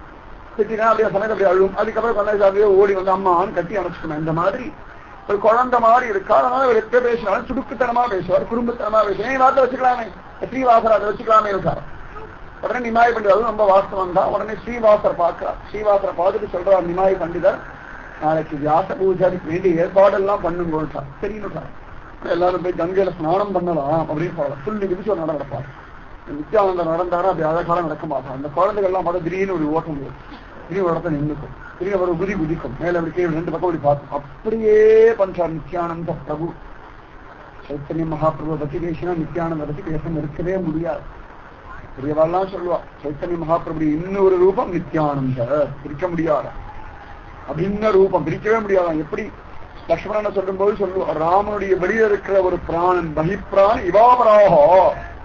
ராமனுடைய இன்னொரு பிராணன் தான் லக்ஷ்மணன் ரூபத்தை வெள்ள நடமாடிட்டு இருந்தான். அந்த மாதிரி சைத்தன்ய மகாபிரபு நிமாயி பண்டிதருடைய பிராணனே இன்னொரு ரூபம் எடுத்துன்னு வெள்ள நித்யானந்த பிரபுவாக நடமாடிட்டு இருந்தது அப்படின்னு பெரியவா சாதிக்கிறார். அந்த மாதிரி சொல்லி விதிச்சு ஆனந்தமா கங்கா ஸ்நானத்துக்கு எல்லாரும் ஆனந்தமா கங்கையில விளையாடிட்டு இருக்கான். ஜலக்கீரை நல்ல குழந்தை மாதிரி பட்டு ஓடி குதிக்கிறான். சொப்பு இந்த குழந்தைகள் எல்லாம் பார்த்தா நல்லா குதிக்கும், நல்லா காலை பட்டு அடிக்கும். அந்த மாதிரி அடிக்கிறார். எல்லாரும் சிரிக்கிறார். என்ன இப்படி பண்றாரு இவர்? இப்படியே விளையாடிட்டு இருக்காரு. தூரத்துல ஒரு முதலே பார்த்துட்டாரு. கங்கையில் நிறைய முதலே இருக்கும். நித்யானந்த ரொம்ப ஷை முதலே கையெழுத்து ஓடுறாரு. முதலே பிடிக்கிறேன்னு ஓடுறாரு. லோகத்தை முதலே பிடிப்பாரு. அந்த குழந்தைகளுக்கு பயம் தெரியாது, இளங்கன்று பயம் அறியாது. எதை பார்த்தாலும் ஓடும். அது இது அண்ணா இருக்கே பிடிக்கிறதுக்கு ஓடும். பூச்சிட்டு ஒரு அடி அடிக்கும். அந்த மேல ஒரு போடு போடும். ஏன் பள்ளி ஓடுற வாழை பிடிச்சி இழுக்கலாமான்னு ஓடும். அது நம்ம தான் பிடிச்சி வச்சுக்கோம். அந்த மாதிரி ஒரு ஓடுறார் நித்யானந்த பிரபு. ஜம்முன்னு நீச்சல் அடிக்க வேகமா சுகமா நீச்சல விதவிதமா இருக்கு. அந்த மாதிரி ஜலக்கிட பண்ணிட்டு முதலேன்னு சொல்லி என்னுடைய பந்துன்னு ஓடுறார். முதலே பார்த்து யாரா பந்துன்னு சொல்லுவாங்க. அவரை பொறுத்த வரைக்கும் எல்லாத்துக்குள்ளேயும் அந்தரியாமியா எம்பெருமான் இருக்கான். எல்லாத்துக்குள்ளேயும் பகவானே பார்க்கிற வாழ்க்கை எல்லாமே பந்துதானே. விருஷமும் பந்துதான், ஜடமும் பந்துதான், எல்லாமே பந்துதான். ஏன்னா பகவான் எங்க இல்லை, விதவிதமான ரூபத்துல அவன் தானே இருக்கான். வசத்காரம்னு சொல்றோம். எல்லாவற்றிலும் இருந்து கொண்டு நியமிப்பவன் சொல்றோம். எங்கும் இருந்து நியமிக்கின்றான் பகவான். எல்லா இடத்துலயும் இருந்து இருக்கானோ. நீங்க உட்கார்ந்து இருக்கோம், டிவி ஆன் பண்றோம்னா நம்ம இங்கே ஆன் பண்றோம். அவ்வளவுதான். கண்ட்ரோலருக்குள்ள இருந்து நம்ம ஆன் பண்ணல. நம்ம கையினால ரிமோட் கண்ட்ரோல் ஆன் பண்றோம். அது தானா அப்படி அமுக்கினோன்னு அங்க போகிறது. உடனே டிவி ஆன் ஆகும். நான் பகவான் அப்படி இல்லை. அமுத்துறதும் அவன், கண்ட்ரோல்குள்ள இருந்த சக்தியும் அவன் தான், டிவியோட சக்தியும் எங்கும் இருந்து நியமிக்கின்றான். எல்லா இடத்துக்குள்ளேயும் அவன் என்ன நியமிக்கிறான். சிங்கம் சிங்கமா இருக்குன்னா அந்த சிங்கத்துடைய தன்மையை அதுக்குள்ள இருந்து அவன் மெயின்டைன் பண்ணிட்டு இருக்கான். புலினா இப்படிதான் இருக்கும், பூனைனா அப்படிதான் இருக்குன்னா அந்த பூனைக்குள்ள பூனையா இருக்கிறது இவன். எங்கும் வசக்கார விஸ்வம் விஷ்ணு வசக்காரன் சொல்றோமே, அந்த மாதிரி எல்லாத்துக்குள்ளேயும் இருந்து கொண்டு எல்லாத்தையும் நியமிச்சு இது இப்படிதான் இருக்குன்னு முடிவு பண்றானே. அதனால முதலைக்குள்ள முதலையா இருக்கிற பகவானை பார்த்து என் பந்துன்னு ஒரு ஓஷார். அதனால முதலே பார்த்து ஐயோ நம்மளை கடிச்சுடுமே. ஏன்னா நம்முடைய தேகத்து மேல அபிமானம் இருக்கிற வரைக்கும் ஒரு கொசு கூட பயமுறுத்தும். சின்ன கொசு தானே, ஆனா எவ்வளவு பயமுறுத்த நம்ம தேகத்தினால அபிமானம். நம்முடைய தேகத்தினால அபிமானம் விட்டாச்சுன்னா பாம்பு கூட நம்மள பயமுறுத்தாரு. அந்த மாதிரி ஒரு ஓஷார். இவர் நிமாயி பண்டுகிறார். ராமசங்கீத தன்னை மயங்கி கடந்து ஆடின்னு இருக்கா. ஸ்ரீவாசர் கூப்பிடுறாங்க, போகாதீங்க முதல்கிட்ட போகாதீங்க, முதல்கிட்ட போகாதீங்க கத்துறாரு. இவர் கத்தக்கதை ஒரு பண்ணிட்டே இருக்கார். இந்த குழந்தைங்க பண்ணாத என்ன பண்ணாத ஓடாத நீ ஓடுமே. அந்த மாதிரி நீச்சடிச்சு பண்ணிட்டே இருக்காரு. ஸ்ரீவாசர் பார்த்தா இதுக்கு நம்ம கூட சரிபட்டு வராது. நிமாய் பஞ்சம் தட்டி எடுத்துறாரு. அவர் பிரேம சமாதியில இருக்கார். அங்க பாருங்க, அவர் போயிட்டே இருக்கார். முதல்ல பக்கத்துல போயிட்டு இருக்கார். கூப்பிடுங்க கூப்பிடுங்க. உடனே இங்கே பிரபு இப்படி விளையாடலாமா, எல்லாரும் பயப்படாது, திரும்பி வர வேண்டாம். போன அதே வேகத்துல வந்துட்டாங்க. அது வரைக்கும் அந்த குரு வார்த்தையில நித்யானந்தரை பொறுத்த வரைக்கும் நிமாய் பண்டிதர் தான் குரு. நிமாய் பண்டிதர் தான் பர்த்தா. எல்லாமே அவருக்கு அவர் தான். வேற எதுவுமே தெரியாது. இப்படிலாம் பண்ணலாமா? பக்தா எல்லாம் பயப்படுறாளே, அவங்க முதல்ல பாட்டு போகட்டும். அது பாட்டுக்கு ஏதோ அதோட உணவு ஆகாரத்தை தெரிந்து போயிட்டு இருக்கோம். மக்கியம் அந்த நீர் வாங்க இல்லை பக்கம் சாரம். உடனே போன வேலை திரும்பி வந்து சாரம். அத்தனை பேருக்கு தூக்கி வாரி போடு. இப்படி கூட ஒரு சப்தம் இருக்குமா? நிஜமாவே இது ஒரு சப்தம் வரணும். அங்க போனா போயிடுறோம், வேண்டாமான ஒண்ணு வந்துடணும். அப்படி இருக்கணும். குருவிட்ட வழக்கா இருக்கிறவாளுக்கு மட்டும்தான் பரமானந்தம்னு ஒண்ணு இருக்கா. போயிட்டு இருக்கா அப்படின்னா போயிட்டு போ அப்படின்னு சொல்ல போயிட்டே இருக்கணும். இல்ல நீ வான்னு அதெல்லாம் முடியாது, நான் போயிட்டு தான் வருவேன்னு சொன்னா பேசணும். போன்னு சொன்னா போகணும், வான்னு சொன்னா வரணும். எந்த இடத்துலையும் கொஞ்சம் கூட மாறவே கூடாது. அப்படியே இட்ட வழக்கு. இந்த நித்யானந்த பிரபு அப்படியே இட்ட வழக்கா இருக்கா. ஆனந்தமா திரும்பி வந்துட்டார். எல்லாரும் கங்கையில ஸ்நானம் பண்ணா சகமா அவ கிரகத்துக்கு போயிட்டான். இந்த நித்யானந்தரோ ஸ்ரீவாசர் வீட்டிலேயே இருந்துட்டு இருக்கார். ஆனந்தமா அங்கேயே ஆகாரம் சாப்பாடு இப்படியே இருந்துட்டு இருக்கார். அவர் பாட்டுக்கு அவதூறு. அடுத்த நாள் வந்தது வியாச பூஜை, குரு பூர்ணிமா. நிஜமாவே எல்லா பண்டிகைகளை காட்டிலும் விசேஷமானது இதுதான். ஏன்னா அந்த குரு இல்லைன்னா நம்ம வாழ்க்கையில என்னவா இருந்திருக்கு, பயங்கரமா இருக்கு. குரு இல்லாத ஒரு வாழ்க்கைன்றது அது பயங்கரம். அது குருவை ஆசிரியிச்ச பிறகுதான் தெரியும். அது வரைக்கும் தெரியாது. நம்ம நல்லா தானே வாழ்ந்தோம், நம்ம ஒழுங்கா தானே இருந்தோம், இதெல்லாம் ஒரு தவறா அப்படின்னு தோணி போயிருமே ஒழிய குரு இல்லாத பட்சத்தை இதெல்லாம் சரிதானே தோணும். குரு வந்த பிறகு அடடா இவ்வளவு கேவலமா இருந்திருக்கோம் நமக்கே தோன்றது. நம்முடைய குற்றங்கள் நமக்கே தெரியறதுதான் பெரிய விஷயம். அடுத்தவாள் பெரிய விஷயம் இல்லை. அடுத்தவாளுடைய குற்றங்கள் நமக்கு புரியாது பெரிய விஷயம் இல்லை. நம்மிடத்துல இருக்க குற்றங்கள், நம்மிடத்துல இருக்க குறைகள், நம்முடைய தவறுகள் நமக்கே தெரியறது தானே பெரிய விஷயம். இந்த மாதிரி இந்த குரு பூர்ணிமா வியாச பூஜை, இந்த குரு அவ்வளவு விசேஷம். நம்முடைய பாவங்களை நாசம் பண்றாரு. குரு பிரம்மா, குரு விஷ்ணு, குருதேவோ மகேஸ்வர, குரு சாட்சாத் பரபிரம்மம், தஸ்மை ஸ்ரீ குரவே நமஹன்னு சொல்றோமா இல்லையா? குருதான் பிரம்மா, குருதான் விஷ்ணு, குருதான் மகேஸ்வரன். தெரியும் எந்த சமயத்துல குரு பிரம்மாவா இருக்கா தெரியும். சில சமயங்கள்ல குரு விஷ்ணுவா இருக்கா, சில சமயங்கள்ல குரு ருத்ரனா இருக்கா. நமக்கு அகம்பாவமும் மமக்காரமும் வரும் பொழுது குரு ருத்ரனா இருக்கா. நமக்குள்ள பிரேம உண்டாகணும் அப்படி முடிவு பண்ணிட்டோம்னா குரு பிரம்மாவா இருக்கா. நம்ம இடத்துல இருக்கிற பிரேமையை காப்பாற்றுங்கோ, இந்த இடத்துல இருக்கிற அந்த பக்தியும் நாம சங்கீதம் இதே போல இருக்க இன்னும் அதிகமான திருவிழி வரும்போது குரு விஷ்ணுவா இருக்கா. குரு சாட்சாத் பரபிரம்மம், தஸ்மை ஸ்ரீ குரவே நமஹ. இந்த குரு இல்லைன்னு சொன்னா ஏதோ இருக்கும், அவ்வளவுதான். நடைப்பினம் இந்திரிய சுகத்துக்கு வசப்பட்டு இது சரி அது சரின்னு அதையே பண்ணிட்டு கடைசியில வாழ்க்கையில எல்லாத்தையும் இழந்து கடடா எல்லாம் தப்பா போயிடுத்து. இப்ப உடம்புல தெம்பு வந்தா நன்னா இருக்குமே, இப்ப புத்தி நன்னா இருந்தா நன்னா இருக்குமே, இப்ப எல்லாத்தையும் ஒழுங்கா பண்ணிடுவேனே நினைக்கிறதுக்குள்ள ஆயுசு முடிஞ்சு போயிடும். ஆயுக்ஷீனம் நஜானாதி ஆசையாத் பத்யதே லோக கர்மணா பகுஜந்தயா ஆயுக்ஷீனம் நஜானாதி தஸ்மாத் ஜாக்ரத ஜாக்ரத. ஒரு கால் பகவான் குருஸ்தானத்துல இருந்து அர்ஜுனனுக்கு பகவத்கீதையை சொல்ல வேண்டாம், என்ன ஆயிருக்கும் அர்ஜுன் நிலைமை? பஞ்சபாண்டவருடைய பிரதிஜை என்ன இருக்கும்? திரௌபதியுடைய நிலைமை என்ன இருக்கும்? வரலாறே மாறி போயிருக்கு. அதர்மம் மேலோங்கி இருந்திருக்கு. இந்த குருவானவர் அதர்மத்தை ஜெயிக்கக்கூடியதான ஒரு சக்தியை நமக்கு கொடுக்கிறார். ஏன்னா அவாவா பங்குக்கு அங்கங்க அதர்மத்தை ஜெயிக்கணும். முதல்ல அவாவாளுக்குள்ள இருக்க அதர்மத்தையே ஜெயிக்கணும். அவாவாளுக்குள்ள அதர்மமும் இருக்கு, தர்மமும் இருக்கு. குருவான என்ன பண்றான்? முதல்ல அவரவர்களை அதர்மத்தை தாண்டி பாவத்தை தாண்டி வெளில வர வைக்கிறான். அப்புறம் அவர்களை கொண்டு அடுத்தவர்களையும் அதர்மத்தையும் பாவத்தையும் தாண்டி வெளில வரும்படியான ஒரு சங்கல்பம் பண்றான். குரு பிரம்மா, குரு விஷ்ணு, குருதேவோ மகேஸ்வர, குரு சாட்சாத் பரபிரம்மம், தஸ்மை ஸ்ரீ குரவே நம. அந்த குருஸ்தானத்துல இருந்து வால்மீகி ராமாயணம் எழுதுனா ராமகதை நமக்கு தெரியுமா? சத்ருதேவ பிரபன்னாய தவாஸ்மி டீச்சயாசத்தை அபயம் சர்வபூதேபியோ ததாமி ஏதத் வசம்மன் நமக்கு தெரிஞ்சிருக்குமா? சரணாகதி அப்படின்னு ஒரு விஷயம் புரிஞ்சிருக்குமா? தெரிஞ்சிருக்காரு. குருஸ்தானத்துல இருந்த நாரத மகரிஷி அவ்வளவு அழகா வியாசருக்கு பாகவதம் சொல்லலைன்னா பாகவத கதா ருசி தெரிஞ்சிருக்குமா? தெரிஞ்சிருக்கா. குருஸ்தானத்துல இருந்து நாராயண பட்டத்திரி பாகவத்தை சுருக்கி நாராயணியமா தரலன்னா குருவாயணத்துல மகிமை நமக்கு புரிஞ்சிருக்குமா? குருஸ்தானத்துல இருந்து சங்கர் கோவிந்த பஜகோவிந்தம் பஜகோவிந்தம் சொல்லலாம், சுக்ரன் சரணே சுக்ரன் சரணே இப்படியேதான் காலம் ஜென்மா போயிருக்கும். தேவையில்லாத மந்திரங்களை படிச்சுண்டு இது படிச்சா அது கிடைக்கும், அது படிச்சா இது கிடைக்கும்னு சொல்லி எல்லா மந்திரங்களையும் மனப்பாடம் பண்ணி உலகிட்டு இருப்போமே ஒழிய கோவிந்தா புண்டரீகாட்சா ரக்ஷமாம் சரணாகன்னு சொல்ல தெரிஞ்சிருக்கா. அந்த குருஸ்தானத்துல இருந்து இவாள்லாம் சொல்லலைன்னா தெரிஞ்சிருக்கா. குருஸ்தானத்துல இருந்து பிரகல்லாதனை தடுத்தா கொள்ளலைன்னா பிரகல்லாத நமக்கு தெரியாது. நாராயண மந்திரத்துடைய பலம் நமக்கு தெரியாது. 5 வயசு குழந்தை திருவன் நாம சங்கீர்த்த மகிமையை புரிஞ்சு இந்த பகவான பார்த்தான்னா குரு அவசியம். குரு இல்லை அப்படின்னா இந்து தர்மமே இல்லை. இந்து தர்மத்துடைய பலமே என்னன்னா இங்க குரு பிராதானியம். அந்த குருதான் தர்மஸ்வரூபி, அந்த குருதான் பிரத்யக்ஷ பிரம்மம். அந்த குரு இல்லை அப்படின்னா வாழ்க்கை பெரிய சூன்யம் தான். அந்த அஜ்ஞானத்தையும் யாரும் காப்பாற்ற முடியாது. கூன்ற அக்ஷரத்துக்கே இருட்டு அஜ்ஞானம்னு, ரூன்ற சப்தத்துக்கு வெளிச்சம் ஞானம்னு. அஜ்ஞானத்திலேருந்து நம்மள ஞானத்துக்கு கொண்டு வர மாயாவுடைய கர்ப்பத்திலேயே அந்த குழந்தை இருக்கு. அந்த குழந்தைய வெளில கொண்டா வழி உலகமே தெரியாது. அந்த மாதிரி குருவானவர் நம்மள சாதாரண உலகத்திலேருந்து கொண்டு போய் பரமாத்மா உலகம் பக்தின்ற உலகத்துக்கு அழிச்சுட்டு போறார். நமக்கு என்ன தெரியும்? ஏதோ சாப்பிட்டு ஏதோ தூங்கிட்டு சொல்றவா பேசலாம் எடுப்பார் கைப்பிள்ளையா தானே இருக்கும். இது நல்லதுன்னா அதை பண்றோம், இது வசத்தினா அதை வசதி நினைக்கிறோம், இது கேவலம்னா அது கேவலம். யாரிடத்துல நம்ம அபிமானம் வச்சிருக்கோம் அவன் என்ன சொல்ல அதுதான் முடிவு பண்ணி வச்சிருக்கோம். ஆனா குருவானவர் இல்லை, உனக்கு இதுதான் சரின்னு புரிய வைக்கிறாளா இல்லையா, அதுதான் விசேஷம். இந்த குரு இல்லை அப்படின்னா நிஜமாவே கடுப்பதில் ஒரு அக்ஷரம் தெரியாது, ஒரு நாம சங்கீர்த்தம் தெரியாது, ஒண்ணுமே தெரியாம முழு மூடர்களா வெறும் ஜடங்களா தானே வாழ்ந்துட்டு இருக்கும். மிருகத்துக்கும் நமக்கு வித்தியாசம் இல்லாம மிருகம் என்ன பண்றது? பசிக்கும் போது சாப்பிடுறது, தூக்கம் வரும்போது தூக்கம் வருது, காமம் வரும்போது தேகத்துக்கு அனுபவிக்கிறது, என விருத்தி பண்றது. இதேதானே மனுஷாலம் பண்ணுவா.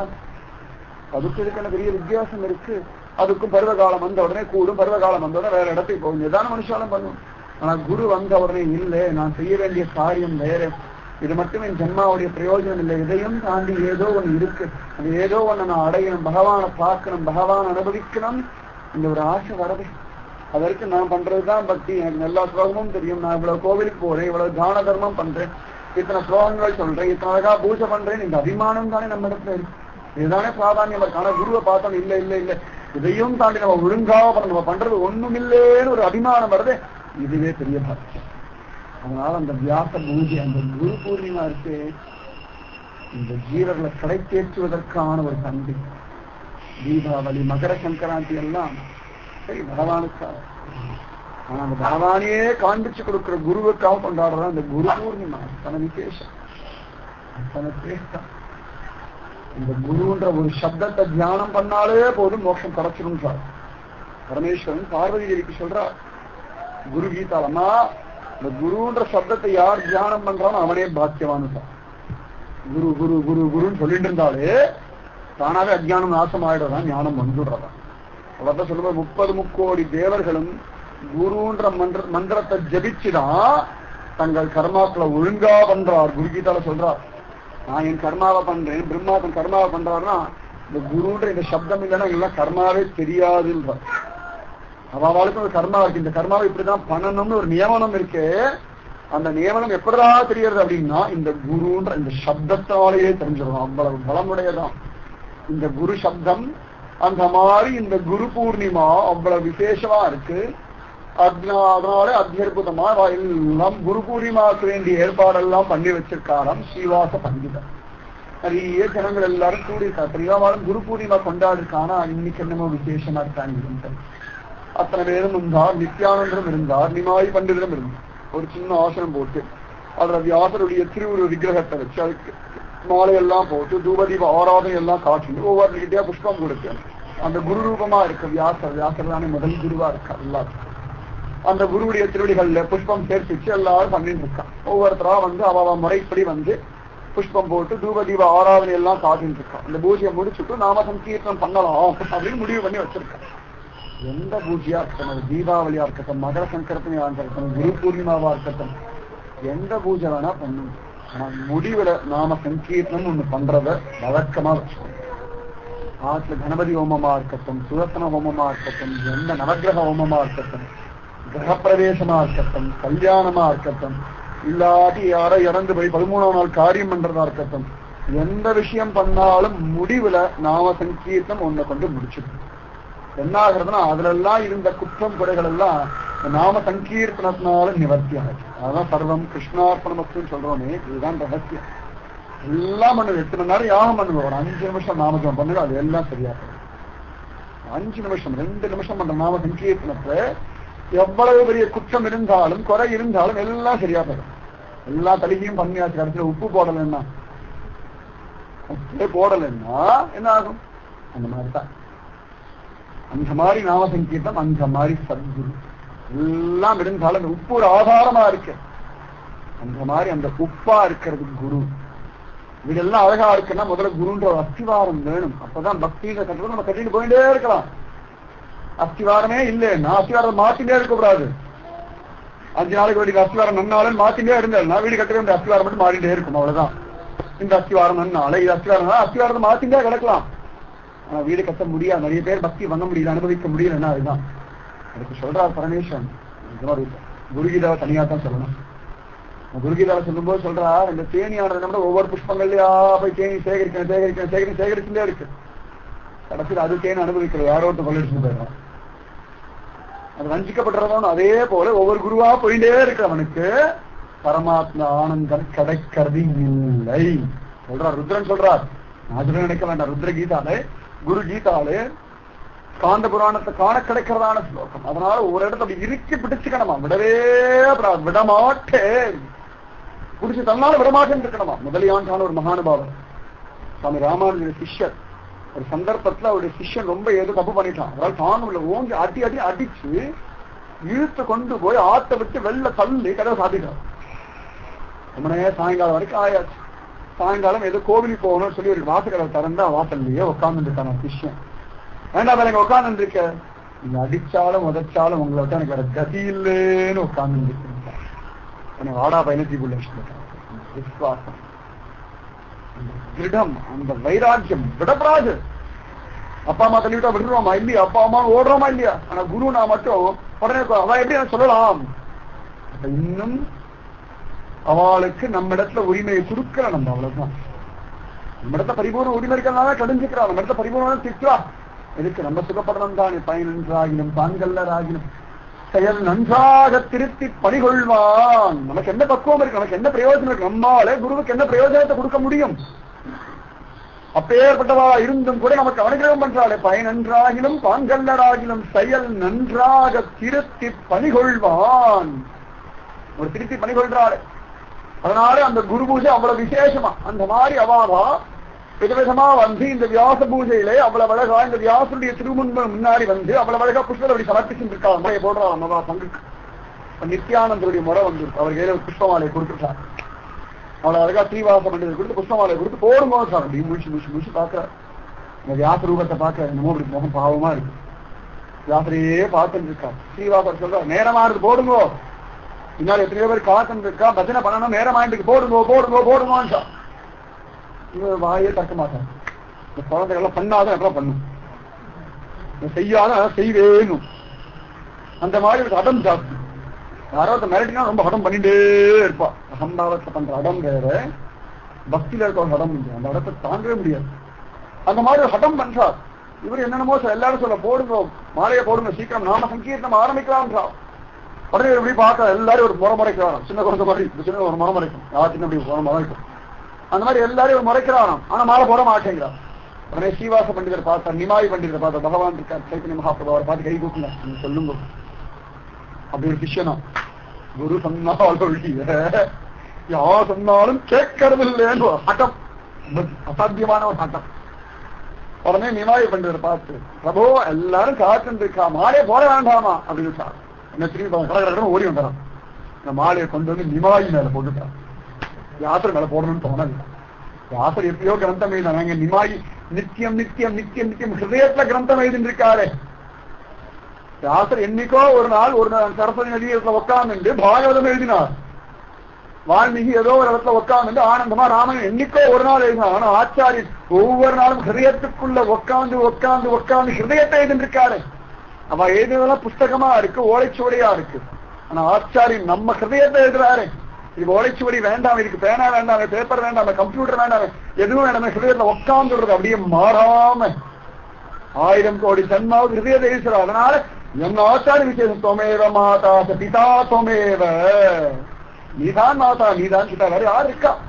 ஹிருதயத்தை எழுத முடியுமா எல்லாராலையும்? நம்முடைய அப்பா அம்மா எவ்வளவு விஷயம் நம்ம ஹிருதயத்தை சொல்லியிருக்கா, எத்தனை விஷயம் ஹிருதயத்துல பதிஞ்சிருக்கு. ஆனா அதே விஷயம் ஆச்சாரின் வாய்மொழியா வரும்பொழுது உடனே ஹிருதயத்தை உட்காரதாலே ஆமா தொமேவ மாதா பிதா தொமேவ தொமேவ பந்து சகா தொமேவன், நீதான் பந்து நீதான் சகா, தொமேவ வித்யா திரவிடம் தொமேவ, நீதான் வித்யா, குருதான் வித்யா, எனக்கு தெரியும். தொமேவ சர்வம் மமதேவ தேவா, நீதான சர்வம், ஆச்சாரிய ஹரி சாட்சாத் சரரூபி ந சம்சய. உறங்கும் பெருமாள் தானே உலாகும் பெருமாளாக வந்தா போலே இருப்பீராக. நிமாய் பண்டிதருக்கு அவ்வளவு விசேஷம் இருக்கும். நித்யானந்தருக்கு தெரியுமா, அவர்தான் பகவான், அவர்தான் நண்பன், அவர்தான் தம்பி, அவர்தான் சகா, அவர்தான் அவருடைய பிரிய நாயகன், அவர்தான் அவருடைய குழந்தை, அவர்தான் ஒரு சண்டை போடுற ஒரே ஆள். சண்டை போடுற அவர்தான் வேற யார் வேணும்? சமய கழகம்னு உண்டு. அதனால கழுத்து அப்படி வாழை போட்டு சமயவ சர்வம் மம தேவதேவன் விழுந்துட்டார். மூர்ச்சியாக விழுந்துட்டார். ஒன்றும் தெரியல. என்ன தெரியும்? என்ன தெரியும்? உண்மையாவே வியாசபூஜை உள்ளபடி புரிஞ்சது. நிமாயி பண்டிகை பார்த்து பார்த்து பார்த்து நித்யானந்தம் மட்டும்தான் ஒழுங்கா பண்ண. அத்தனை பேருக்கு அடடா நமக்கு இது தோணாம போயிடுத்து. நம்முடைய கோட்டை விட்டு பிரத்யக்ஷ பிரம்மமா இருக்கிற ஆச்சாரம் விட்டுட்டு வியாசர் விசேஷம் தான் குற்றமா சொல்ல குறையாது. ஆனாலும் நம்ம ஆச்சாரனுக்கு சமானம் இல்லைன்னு சொல்ல மாட்டேங்கிறதே அப்படின்னு சொல்லி அத்தனை பேரும் கதறி அழுதாரோ. அப்படி தம்மிலே மறந்து கிடக்கிறார் நித்யானந்தன். அவர்தான் மூர்ச்சி ஆயிட்டார். என் பிரபுவை நான் பார்த்துட்டேன், என் பிரபுவை நான் பார்த்துட்டேன், என் தேவனை பார்த்துட்டேன், என் குருவை பார்த்துட்டேன்.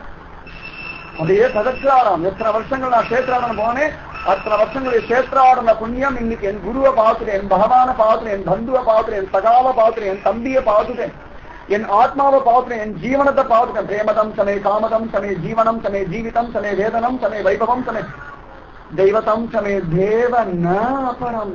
எனக்கு அன்பை கொடுக்கிறவனும் ஆசையை பூர்த்தி பண்றவனும் என்னுடைய ஜீவிதமும் என்னுடைய ஜீவனும் என்னுடைய வாழ்க்கையும் என்னுடைய செல்வமும் என்னுடைய பந்துவும் என்னுடைய ஒன்ன தவிர எதுவும் இல்லை.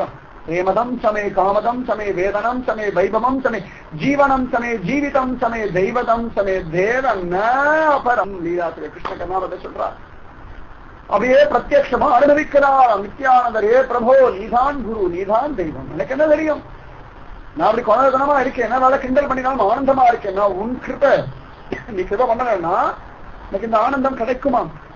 குழந்தையுடைய ஆனந்தத்தை நம்மளால ஏறிட்டுக்க முடியுமா ஒரு வயசுக்கு மேல? ஆனா கிடைக்கிறது எனக்கு உன் கிருபை ஆச்சேடா.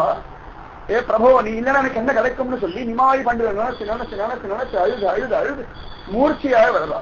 இவருடைய பிரேமையை பார்த்து நிமாய் அழாம சொல்லலாம், பிரபோ எழுந்துரு எழுந்துரு எழுந்துரு, நீ எழாமா, நீ ஆனந்தமா ஆடி பாடி குதிக்க வேண்டாமா, நீ நாமஜம்னா எங்களுக்கு எல்லாம் ஆனந்தம்னு சொல்லி அவரை பிடிச்சு இவர் அழகாரம், இவரை பிடிச்சு அவர் அழகாரம். பிரேம உன்மத்தம் இப்படி இருக்கணும் சதாச்சாரம் விஷயம். அப்படி ஒரு பந்தம் சுவாமி ராமானுஜரை பார்த்து கூடத்தான் வளரார். ரொம்ப நாள் கழிச்சு 12 25 வருஷம் கழிச்சு பாக்குறா. கண்ணு வேற இல்லை. ராமானுஜர் திரும்பி தொட்டு தொட்டு பார்க்க ஒன்னா இருக்கீரா நன்னா இருக்கீரா. இவரெல்லாம் தொட்டு பார்த்து என்ன ஆச்சு, நகமெல்லாம் ஒரு மாதிரி இருக்கே, வரெல்லாம் காப்பு காசாம இருக்கு. தொட்டு பார்த்து சொல்றாராம் கூடத்தாள் தான். ஐயோ மேல எறும்பெல்லாம் தெரியறது, தொட்டு பார்த்தா குத்துறதே எலும்பு. ஏன் நன்னா சாப்பிடறது இல்லையா? கண்ணு தெரியாத கூடத்தாள் தான் தன் ஆச்சாரியன் திருமேனியை தொட்டு பார்த்து கதை அடறார். உடனே ராமானுஜர் கண்ணத்தை தொட்டு அடரா, இந்த கண்களை பார்த்து எத்தனை ஆனது அந்த கண்களிப்பு இல்லையே இவர் புலம்புறார். இந்த ஆச்சாரியனுக்கும் சிஷ்யனுக்கும் உள்ள ஒரு பிரேம எல்லாத்தையும் கடந்தது. இந்த தாயாராலையும் தந்தையாலையும் அம்மாவா யாரும் கொடுக்க முடியாது, யாராலையும் கொடுக்க முடியாது. ஏன்னா இது ஆத்மாவிலேந்து உண்டாகிற பிரேமை, மற்றதெல்லாம் தேக சம்பந்தத்தினால உண்டாகிற ஒரு அல்ப விஷயம். அதெல்லாம் தோத்து போயிடும். அந்த மாதிரி நிமாயி பண்ற இவரை பிடிச்சினாலே, நித்யானந்த இவரை பிடிச்சினாலே, இதை பார்த்து எல்லாரும் நமக்கு ஒரு பாக்கியம் கிடைச்சுடுத்தேன். நமக்கு அப்படி பாவம் வரலைனாலும் நிமாயி நம்மளை பிடிச்சு அதன்படியான ஒரு பாக்கியம் என்ன பரவாயில்ல.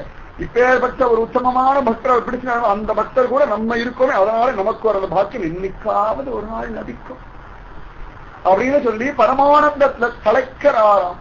ஆனந்தத்துல எல்லாரும் ஆரம்பிச்சா நாம சங்கீதம், ஹரே ராம ராம ராம ஹரே ஹரே, ஹரே கிருஷ்ண கிருஷ்ண கிருஷ்ண ஹரே ஹரே நாம சங்கீர்த்தம். பிரேம உன்மத்தம் பிடிச்சு போச்சு எல்லாருக்கும். ஆனந்தமா விடிய விடிய விடிய விடிய விடிய விடிய பஜனை நடந்துட்டே இருக்கு. எல்லாரும் தன்னிலே மறந்து சமயத்துல 2 பேர் தோல் மேல கை போடணும் ஆச்சாரம், 2 பேர் சிரிச்சுட்டே ஆச்சாரம். சமயத்தை குதூகலமா ஒருத்தர் கையை அப்படி தட்டாமான சிற்றாலம். எப்படி அந்த பிருந்தாவனத்திலே இந்த கிருஷ்ணனும் கோப குழந்தைகளும் பலராமனும் என்னென்ன விளையாட்டெல்லாம் விளையாடினாலும் அத்தனை ஆட்டமும் அத்தனை நாட்டியமும் இந்த இடத்துல இந்த நித்யானந்தரும் நிமாயி பண்டிதரும் ஆச்சாரம்.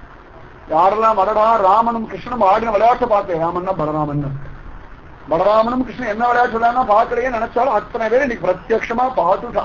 தோல் மேல கை போத்துக்கிறதும் கண்ணத்தை பிடிச்சு கிள்றதும் ஆனந்தமா காதுக்குள்ள ரகசியம் பேசுறதும், இவர் ஓடுறதும் அவர் துரத்துறதும் அவர் ஓடுறதும் இவர் துரத்துறதும் துக்கம். ஆச்சரியமான பாவம். அற்புதமான தகுந்த பக்தாளுக்கு மட்டுமே இந்த காட்சி கிடைச்சது. பரமானந்த தலைக்கிறா, 2 பேரும் சிரிச்சுட்டே இருக்கா. எதுக்கு சிரிக்கிறா அவளுக்கு புரியவே இல்லை, மற்ற யாருக்கும் தெரியும். ஆனா அவ சிரிக்கிற மாதிரி ஒரு சந்தோஷம், பரவாயில்ல எது சிரிக்கிறா. அந்த ஆனந்தத்தை, அந்த பிரேம பைத்தியத்தை, பிரேம சித்த பார்த்து பார்த்து பார்த்து பார்த்து ஆனந்தத்தை தலைக்கிறா. ஸ்ரீவாசர் ஒரு பக்கம் ஆனந்த தலைக்கிறா. நித்யானந்தர் வந்த உடனே நிமாய்க்கு இன்னும் குஷி ஆயிடுதான். இன்னும் ஆடி பாடி முன்னாடி ஆடுவார். ஆனா அந்த தகுந்த ஒரு பக்தன் கிடைச்ச உடனே இந்த ஆட்டம் ரொம்ப அதிகமா ஆயிடுதான். தைதக்க ஒரு கால மேல தூக்கி ஒரு கால கீழே வச்சு பிரம்மருத்ராதி தேவர்கள் அடடா பிருந்தாவனத்தை பார்த்த ஆட்டம், துவாபரயுகத்துல பார்த்து அந்த நாட்டியம் இங்க நடங்கேசம் ஆகிறதே அவ எல்லாரும் வந்து பார்த்துட்டு இருக்காங்க. பிரம்மா ருத்ராதி தேவர்கள், இந்திரன், ஸ்கந்தன், கணபதி அத்தனை பேர் மாகா அவுபாக்கியம் அவுபாக்கியம்னு பார்க்கிறார். ஆனந்தமா ஜால்ராவுடைய சப்தம் எல்லாம் சேர்ந்து ஹரே ராம ராம ராம ஹரே ஹரே, ஹரே கிருஷ்ண கிருஷ்ண கிருஷ்ண ஹரே ஹரேன்னு ஆனந்தமான நாமஜபம். இப்படியே ஒவ்வொரு நாளும் நாமஜபம். குரு பூஜை அவ்வளவு அழகா முடிஞ்சு. நிஜமாதிரி குரு பூஜையா, குரு பூர்ணிமாவா, வியாச பூஜையா விசேஷமா அரங்கேற்றமாயிடுச்சு. எல்லாரும் பரமான கிடைக்கிறா. இந்த ஸ்ரீவாசராத்திலேயே இந்த நித்யானந்தர் இருக்கார். ஒரு நாள் பார்த்தாராம் சைத்தன்ய மகாபிரபு நிமாய் பண்டிதர், நிஜமாவே இந்த ஸ்ரீவாசருக்கு இந்த நித்யானந்தரிடத்துல ஒரு பிரீதி இருக்கா, பார்க்கலாம், பரீட்சை பண்ணி பார்க்கலாம். ஆச்சாரிய பரீட்சை பண்ணா யார் ஜெயிக்கிறோம், அவ கிருப பண்ணாதான் ஜெயிக்க முடியும். அந்த மாதிரி இந்த ஸ்ரீவாசரை பார்த்துட்டு நிமாய் பண்டிதர் சொன்னார், இந்த நித்யானந்தர் அவதூதம், அவரெல்லாம் ஆற்றுல வச்சுக்க ரொம்ப கஷ்டம். குழந்தையா இருந்ததுன்னா அப்படி வச்சுக்கலாம். இவர் பாட்டுக்கு ஆடுறதும் பாடுறதும் குதிக்கிறதும், ஆகாரம் கூட ஒழுங்கா சாப்பிடாம உடம்பெல்லாம் மேல எல்லாம் சாப்பாட்டை இறச்சிக்கிறதும், அங்க ஓடுறதும் இங்க வர்றதும், குழந்தை மாதிரி சஞ்சல மாதிரி அங்க போகிறது இங்க போய் இதே பண்ணிட்டு இருக்கா. இப்ப நம்ம கொண்டு கங்கை கரையிலே விட்டுடுவோம். அவர் எங்கேயாவது இருக்கட்டும், பதில பண்ணுவோம், மறுத்துட்டான். என்ன துக்கம் என்று அடைச்சுதான் ஸ்ரீவாச பண்டிதருக்கு. பிரபோ இப்படிலாம் பரீட்சை வச்சா நான் ஜெயிக்க முடியுமா? என்னால ஜெயிக்கக்கூடிய சக்தி இருக்கா? நான் ஒன்னும் தெரியாதவன், முழு மூடம், அஜ்ஞானி, அசக்தன். எனக்கு என்ன தெரியும் பிரபோ?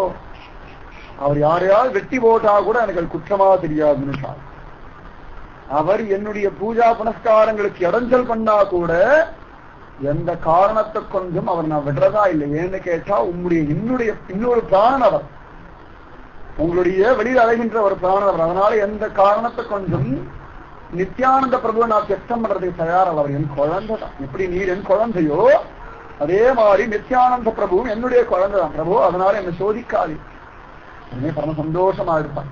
நிமாய் பண்ணது ஓடி வந்து கட்டி அமைச்சிருந்தார். ஜெயிச்சு கேட்டார். ஆச்சாரியன் தானே கேள்வி கேட்கிறார், தானே பதில் சொல்றார், தானே இந்த ஜீவனுக்கு அனுகிரகம் பண்றார். ஜெயிச்சுட்டா பயல. ரொம்ப அற்புதமான அனன்ய பிரேமம் அவனுக்கு இருக்கு. இந்த பிரேமனை நீ விலைக்கு வாங்கிட்ட சொல்றார். நிமாய் பண்டிதர் சொல்றார், இந்த பிரேமனை நீ விலைக்கு வாங்கிட்டடா, இனிமேல் நான் உன்னுடைய தாசன்னு பாரு. தூக்கி வாரி போடுறது ஸ்ரீவாச பண்டிதர். பிரபோ என்ன பார்த்து தாசன் சொல்லலாமா? நான் உம்முடைய தாசன் இல்லடா, உன்னுடைய பக்திக்கு நான் கஷ்டப்பட்டு போயிட்டேன். உங்க ஆத்துல வேலைக்காரன் தான். எனக்கு என்ன வேணும் சார் பிரபோ? எனக்கு கை கட்டி நிக்கிறாங்க நிமாய் பண்டிதர். தண்ணிலே மறந்து. ஏன்னா நித்யானந்தர் மேல இந்த ஸ்ரீவாச பண்டிதருக்கு ஒரு பிரீத்தி வந்ததுனாலே ஒரு மரியாதை வந்துருக்கான். தன்னுடைய அத்தியந்த பக்தனிடத்திலே ஒரு பக்தி வந்த உடனே பிருத்திய பிருத்திய பரிதாரக பிருத்திய பிருத்திய பிருத்திய பிருத்திய தன்னுடைய பக்தனிடத்துல ஒரு பிரீத்தி இருக்கிற ஒரு காரணத்தினாலேயே அவ்வளவு சுகம் கொடுத்துடுறான எம்பெருமான். உடனே ஒரு பார்த்தா, பிரபோ எனக்கு என்ன வேணும்? சுத்தமான பக்தி வேணும். இதே மாதிரி ஜன்மாந்தரத்துக்கு உனக்கு கைங்கரியம் பண்ணிருந்தா போது வேணும்னு கேட்கல. நிரந்தர சத்சங்கம், நிச்சயமான நாம சங்கீர்த்தம், குரு தியானம், இதே புத்தி, இதோட நல்ல வசதியான புத்தி வேணும்னு கேட்கலன்னு சார். உடனே நிமாய் பண்ண ஆவேசம் அந்த மாதிரி கத்தினாலாம். உங்காத்து நாய்க்கு கூட கிருஷ்ணபிரமருடைய கவலைப்படாதான் சார்.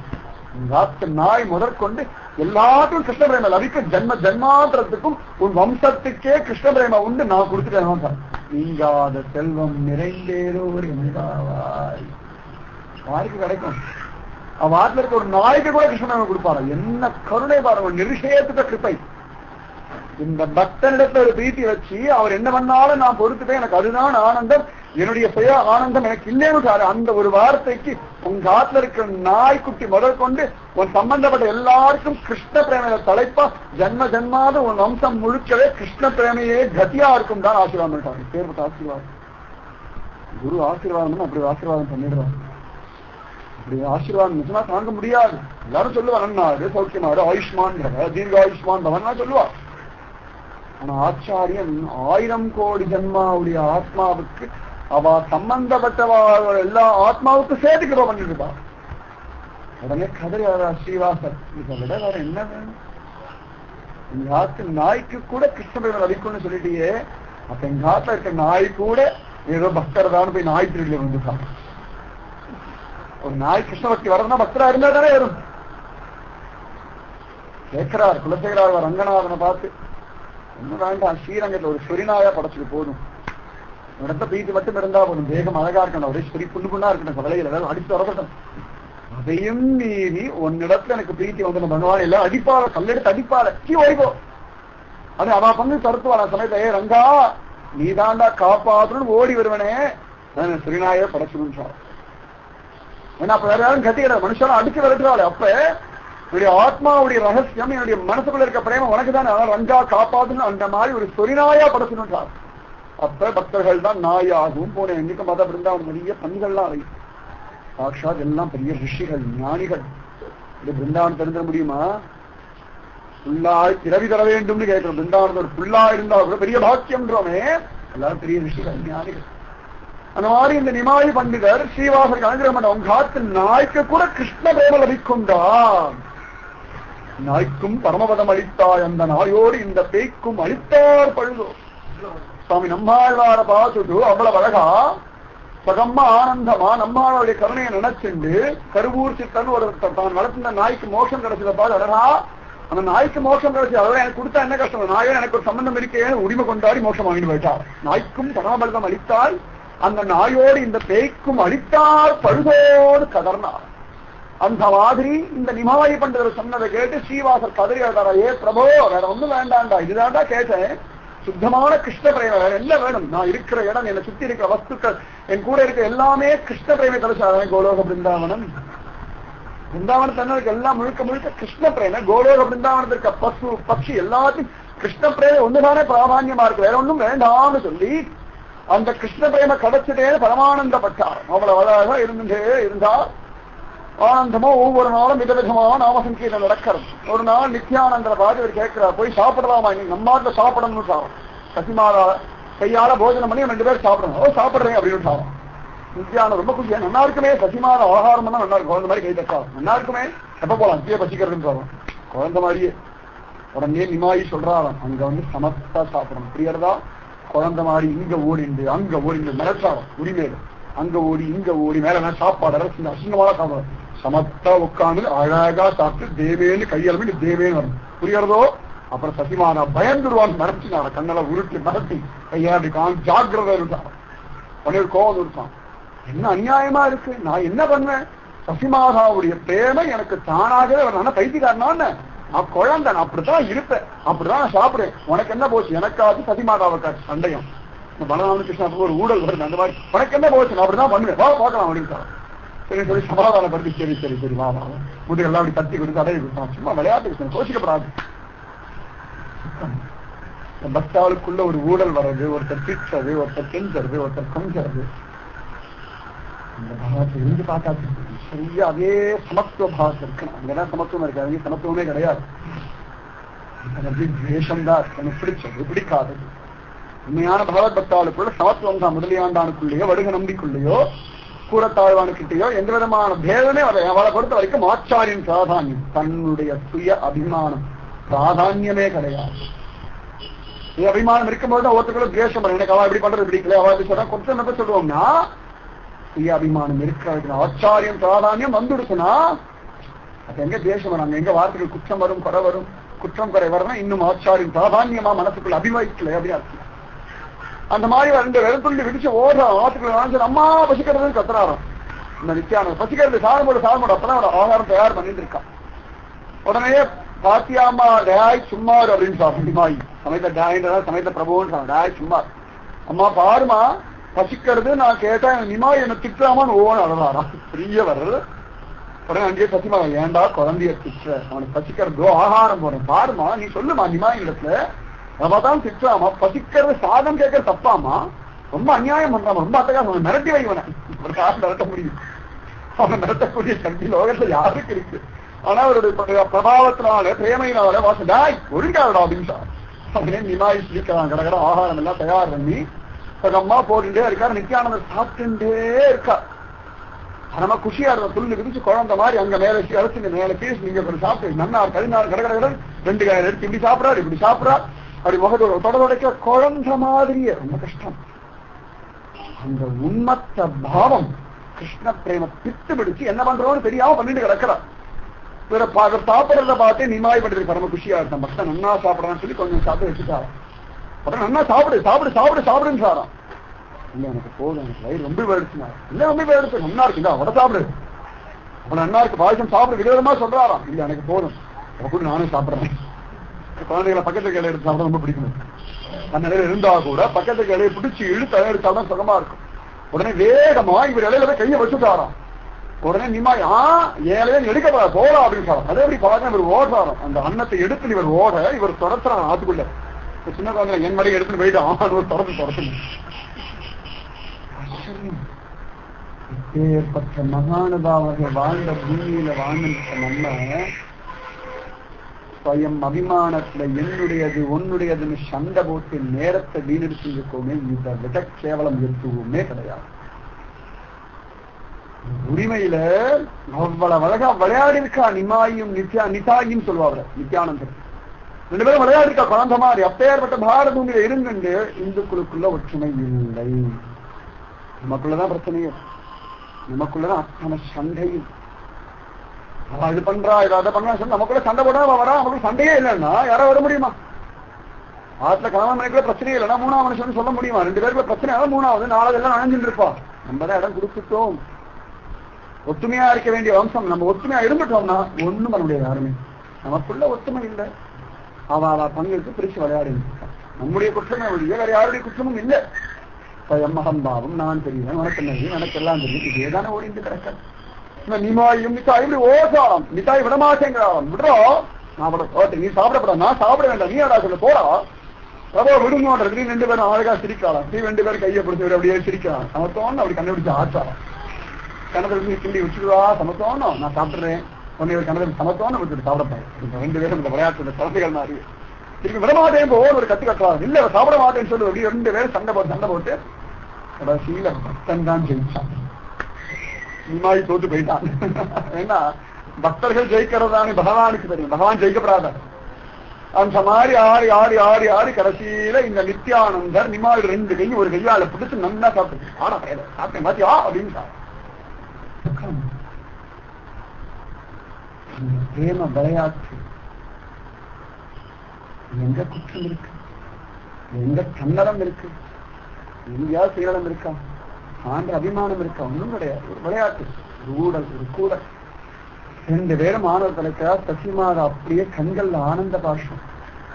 இப்படி அவ்வளவு அழகா ஆனந்தமா இருக்க சில அந்தரங்க பக்தர்கள்லாம் வந்திருக்கா. முராரி குப்ரவாலாம் வந்திருக்கா. ஆஹா, இந்த லீலையை பார்க்கறது நமக்கு ஒரு பாக்கியம் கிடைச்சது. கேட்கும்போது எவ்வளவு சுகமா இருக்குன்னா பிரத்யமா பார்த்தவா எந்த ஆனந்தத்தை அனுபவிச்சிருக்கா. அவ்வளவு ஆனந்தம் சுகமா இருந்து சாப்பிட்டு அதன் பிறகு 2 பேரும் தாம்பூலம் இவர் அவருக்கு கொடுக்கிறாராம், அவர் இவருக்கு கொடுக்கிறாராம். 2 பேரும் தோல் மேல கைகளுடைய நடம் நடக்கிறாராம். ஆனந்தமா பேசுறாளாம், சிரிக்கிறாளாம், விளையாடுறாளாம், திட்டிட்டு மூச்சுறாளாம்.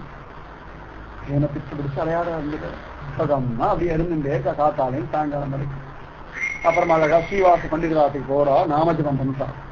அன்னைக்கு ரொம்ப விசேஷமா இருந்து நாம சம்சீர்த்தம். எல்லாரும் தண்ணியிலே மறந்து கிடந்தா சமயத்து திடீர்னு கத்த ஆரம்பிச்சுட்டார் நிமாய் பண்டிதர். யார் நாடா என்னை கூப்பிட்டு ஒழிஞ்சுட்டு கிடக்கிறான், நான் வரணும் வரணும் வரணும்னு சொல்லி எந்தும் தண்ணியுமா எல்லா கஷேத்திரங்களையும் நிறைச்சுட்டு இப்ப நான் இங்க வந்துட்டேன். அவன் என்னடான்னா வேற இடத்துல ஒழிஞ்சுட்டு கிடக்கான். நாடா எங்க ஒழிஞ்சுட்டு கிடக்கான் யாருக்கும் இல்லை, யார் நாடான்னு. அதுக்கப்புறமா ஸ்ரீவாச பண்டிதர் பிரபு சாதாரண சுபாவத்துக்கு வந்தோடனே கிடையாது, யார் நாடா உங்களுக்கு தெரியலையே, யார் அந்த பக்தர் அப்படின்னு கேட்கும் பொழுது சொல்றா அத்வைதாச்சாரியா. அவர் தான் ஒவ்வொரு நாளும் பகவானை நீ ஆவிர்வதிக்க மாட்டியா, இந்த லோகத்தை புனருத்தாரணம் பண்ண மாட்டியா, நாம சங்கீர்த்தம் ஆகாத்தியம் தெரியாம இருக்கேன்னு கதறினார்.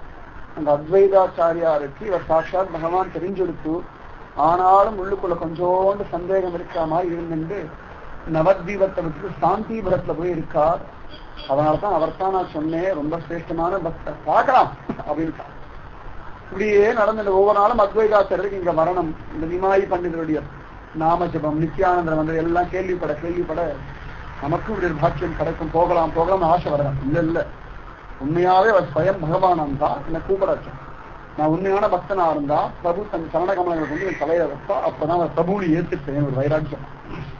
இப்படியே ஒவ்வொரு நாளும் பஜன் நடந்திருக்கு. ஒரு நாள் நிமாயி பார்த்தாலும் ஆவேசத்துல இந்த ஸ்ரீவாச பண்டிதருக்கு ஒரு தம்பி இருக்கார் ரமாயின். பேர் ஞாபகம் இல்லைன்னா பரவாயில்ல, விஷயத்த ஞாபகம் வச்சுக்கோ. பேர் ஞாபகம் வச்சுன்னா தப்பு இல்லை. அந்த ரமாயின் அவரை கூப்பிட்டு நீ போய் இந்த அத்வைதாரை கூட்டுன்னு வா. அவன் என்ன பண்ணிட்டு இருக்கான், அவன் பாட்டுக்கு சாந்திபுரத்தை உட்கார்ந்து இருக்கான், அவனுக்காக இங்க வந்திருக்கேன், என்ன நினைச்சிருக்கான், கூப்பிட்டு வா அப்படின்னு. உடனே ஓடி போன உடனே அத்வைதாரை பார்த்துட்டார். பார்த்த உடனே நல்லா இருக்கா, மத்தியம் நன்னா இருக்கா, சங்கீர்த்தமயமா இருக்கா, நிமாய் பண்டிதர் எப்படி இருக்கா, சௌக்கியமா இருக்காரா, எல்லாத்தையும் சொல்லி அவருக்கு உண்மையான பக்தி லட்சணங்கள்லாம் இருக்கா, உண்மையாவே பக்தி பண்றாரா, இல்லாட்டி சும்மா ஏமாத்தி நடிக்கிறாரா. உடனே ரமாய் பண்டிதர் கை கூப்பிட்டாரா. இந்த லட்சணம் பக்தியுடைய வியாக்கரணம் எல்லாம் எங்களுக்கு ஒன்றும் தெரியாது. நாங்க நிமாய் பண்டிதர் நம்புறோம். இதெல்லாம் உங்களை போன்ற மகானுபாவர்கள் சதாச்சாரியர்கள் பண்டிதர்களுக்கு தான் தெரியும். அவர் உங்களை அழிச்சுட்டு வளர்ச்சம் தான். உங்களை நினைச்சு குழம்புறா. என்ன கூப்பிட்டு அவன் பாட்டு எங்கேயோ ஒழிஞ்சிட்டு கிடக்கிறான்னு திட்டா. அதனால நீங்க உடனே நவதீபத்துக்கு வந்ததுன்னா நன்னா இருக்கும். பிரபு எப்படி ஏக்கம்லாம் விடுறது நன்னா இல்லை, அவர் ஏங்க வைக்கிறது கொஞ்சம் கூட சரியில்லை. அதனால நீ உடனேயே நவதீபத்துக்கு கிளம்பி வரணும்னு சொன்னார். உடனே இந்த அத்வைதாசரை வயசான பார்த்தா, சின்ன குழந்தையில இருந்து நிமாய பார்த்தா, அப்படியே கண்கள் ஆனந்த பாஷம். ஆனா எனக்கு கூட நல்ல கதி கிடைச்சிருக்கு.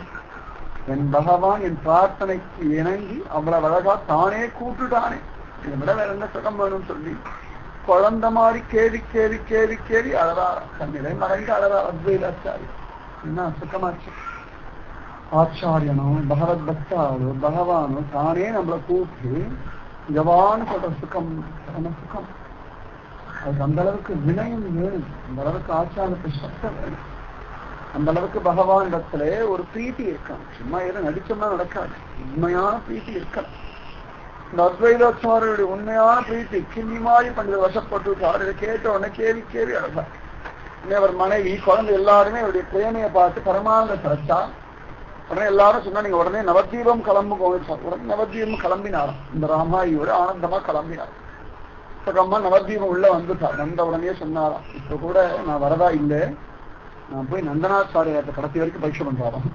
நான் நந்தனாச்சாரிய இடத்துக்கு போறேன், ஒரு கால் பிரபு கேட்டாருன்னா நான் வரலேன்னு சொல்லிடு, பகவானே என்னை கூப்பிட்டாலும் நான் வரமாட்டேன்னு வைராக்கியம் இன்னும் கொஞ்சம் ஒரு சம்சயம் இந்த சேர்ந்து கிடைச்சா. உடனே ரமாயி நேர பஜனை எனக்கு இடத்துக்கு வந்துட்டார். வந்த உடனே இப்படியே பஜனை என்ன நடந்து திடீர்னு ஆவேசம் வந்தா மாதிரி பிரபு சப்தம் போடுறாரு. எவன் என்ன கூப்பிட்டானோ அவனே என்ன பரீட்சை பண்ணிட்டு இருக்கான். இது எந்த விதத்துல நியாயம்? அது அங்கங்க ஒழிஞ்சிட்டு கிடக்கிறது. சாந்திபுரத்துலேருந்து நவதீபம் வந்துட்டு அதுன்ற உரிமை அது போய் நந்தனாச்சாரிய ஒழிஞ்சிட்டு இருக்கு. என்ன நினைச்சிட்டு இருக்காது மனசுல பார்க்கலாம். அதுவா நானா பாக்குறேன், பக்தன் நானா பகவானா, பகவான் பக்தனா நானா பார்த்துடுறேன். ஆனா ரெண்டு பேருக்கும் தன் பகவான் ஜெயிக்கணும் தன் பக்தன் ஜெயிக்கணும்னு தானே அந்த மாதிரி பார்க்கிறேன். அது ஒழிஞ்சிட்டு கிடக்கிறது. நவதீபத்துக்கு வந்துட்டு ஒழிஞ்சிட்டு கிடக்கிறது அப்படின்னு சத்தம் போட்டான். உடனே எல்லாரும் யாரும் விசாரிக்க உடனே ரமாயி திருச்சியில சொன்னாராம், அத்வைதாச்சாரியன் வந்துட்டார், நந்தனாச்சாரியத்தை ஒழிஞ்சிட்டு கிடக்கிறார் பிரபு சொல்றாரு சொன்னார். உடனே இந்த விஷயத்த ஓடி போய் ரமாயி சொன்னார் அத்வைதாச்சாரியத்தை. இந்த மாதிரி பிரபு சொன்னார், அப்படியா என் பகவான் என்ன ஸ்மரிச்சுட்டாரா, என்ன கூட்டா, நான் ஒழிஞ்சுருக்கேன்னு தெரிஞ்சுடுத்தா. அவர் என் பகவான் நான் துள்ளி பிரிச்சு வரான் 20 வயசு தாத்தா. எந்த பகவான் ஆவிர்பதிக்கணும்னு கதறி அழுது பகவானுக்கு பிரார்த்தனை, ஏ பிரபோ வரமாட்டியாடா, ஏ பிரபோ இந்த ஜனங்களை உத்தாரணம் பண்ண மாட்டியாடா, ஏ பிரபோ வந்துடுறா, இந்த ஜனங்கள்லாம் பாவத்தை பண்ணிட்டு கிடக்கிறாளே, இந்து தர்மம் க்ஷீணமாகிறது, இந்து தர்மத்துடைய சாஸ்திரம் எல்லாம் அழிஞ்சு போகிறது, நாமசங்கீர்ணம் பொய்ன்னு சொல்றாரு, ஏ பிரபோ கலியுகத்தை உத்தாரணம் பண்ண வேண்டாமா, எல்லா யுகத்திலையும் நீதானே இருக்க, சம்பவாமி யுகேன்னு சொல்லியிருக்கிறா, ஏ பிரபு ஆவிர்பதிக்க மாட்டியான்னு கதர்னா. அந்த அத்வைதாச்சாரிய விழுந்தடிச்சு ஓடி வராகாம். தூரத்திலேருந்து பார்க்கிறாராம் ஸ்ரீவாச பண்டிதருடைய கிரகம் கோட்டி சூரிய பிரகாசமா சொல்லிக்கிறது. ஒரு ஸ்திதிக்கு மேல இந்த வெளிச்சத்தை பார்க்க முடியலையா அத்வைதாச்சாரியால, முடியாது. சாதாரணமா ஆச்சாரிய ரூபத்தை பார்த்தா சாதாரணமா இருக்கு. இந்த பரம தியானத்தை பார்க்கும்போது நிஜமாவே கண் கொண்டு பார்க்க முடியாது. அந்த வெளிச்சத்தை கண் கொண்டு பார்க்கவே முடியாது. ஸ்வயம் பிரகாசம், 1000 கோடி சூரியனுடைய பிரகாசம் அப்படியே பிரத்யக்ஷமா பானம் கிடைக்கும். ஆச்சரியமா இருக்கும், சொல்லவே முடியாது அந்த பிரகாசத்தை. அப்படி ஒரு விசேஷ பக்தி இருந்தால் ஒழிய அவளுடைய உண்மையான ஸ்வரூபம் புரியாது. தெரியலே தெரியாது. சாதாரண மனுஷன் போலயே நடிச்சு ஏமாத்தின்றே கிடப்பார். அந்த மாதிரி இந்த அத்வைதாச்சாரியாருக்கு ஆச்சரியமான பாவம், விசேஷமான பகவத் பக்தி, நிமாயினிடத்துல அதிவிசேஷமான ஒரு பிரேமை. அந்த பிரேமையில ஓடி வந்தாராம், நடக்க முடியலையாம். ஒரு ஸ்திதிக்கு மேல வந்துட்டார். ஸ்ரீவாச பண்டிதருடைய கிரகத்துக்குள்ளே நுழைஞ்சுட்டார். நிமாயியை தவிர எதுவுமே அவருக்கு தெரியவே இல்லை. அப்படியே மூர்ச்சையாய் விழுந்துட்டார். அப்படியே பரமானந்தத்தை தலைச்சு போனார். கொஞ்ச நேரத்துல அவ்வளவு அழகாக ஆனந்தமா எல்லாரும் மயங்கி கடந்தான். பிரபோ பிரபோ பிரபோ பிரபோ பிரபோ பிரபோ கதை அழகாராம் இந்த அத்வைதாச்சாரம். 70 வயசு தாத்தா. தாடி எல்லாம் எடுத்து போயாச்சு. உடம்பெல்லாம் சுருக்கம் வந்துதான். தேஜஸ் குறையல. ஆனா அவ்வளவு கிருஷ்ண கீர்த்தனை. தேகம் தான் க்ஷீணமாகின உரிய தேஜஸ் க்ஷீணமாகாது.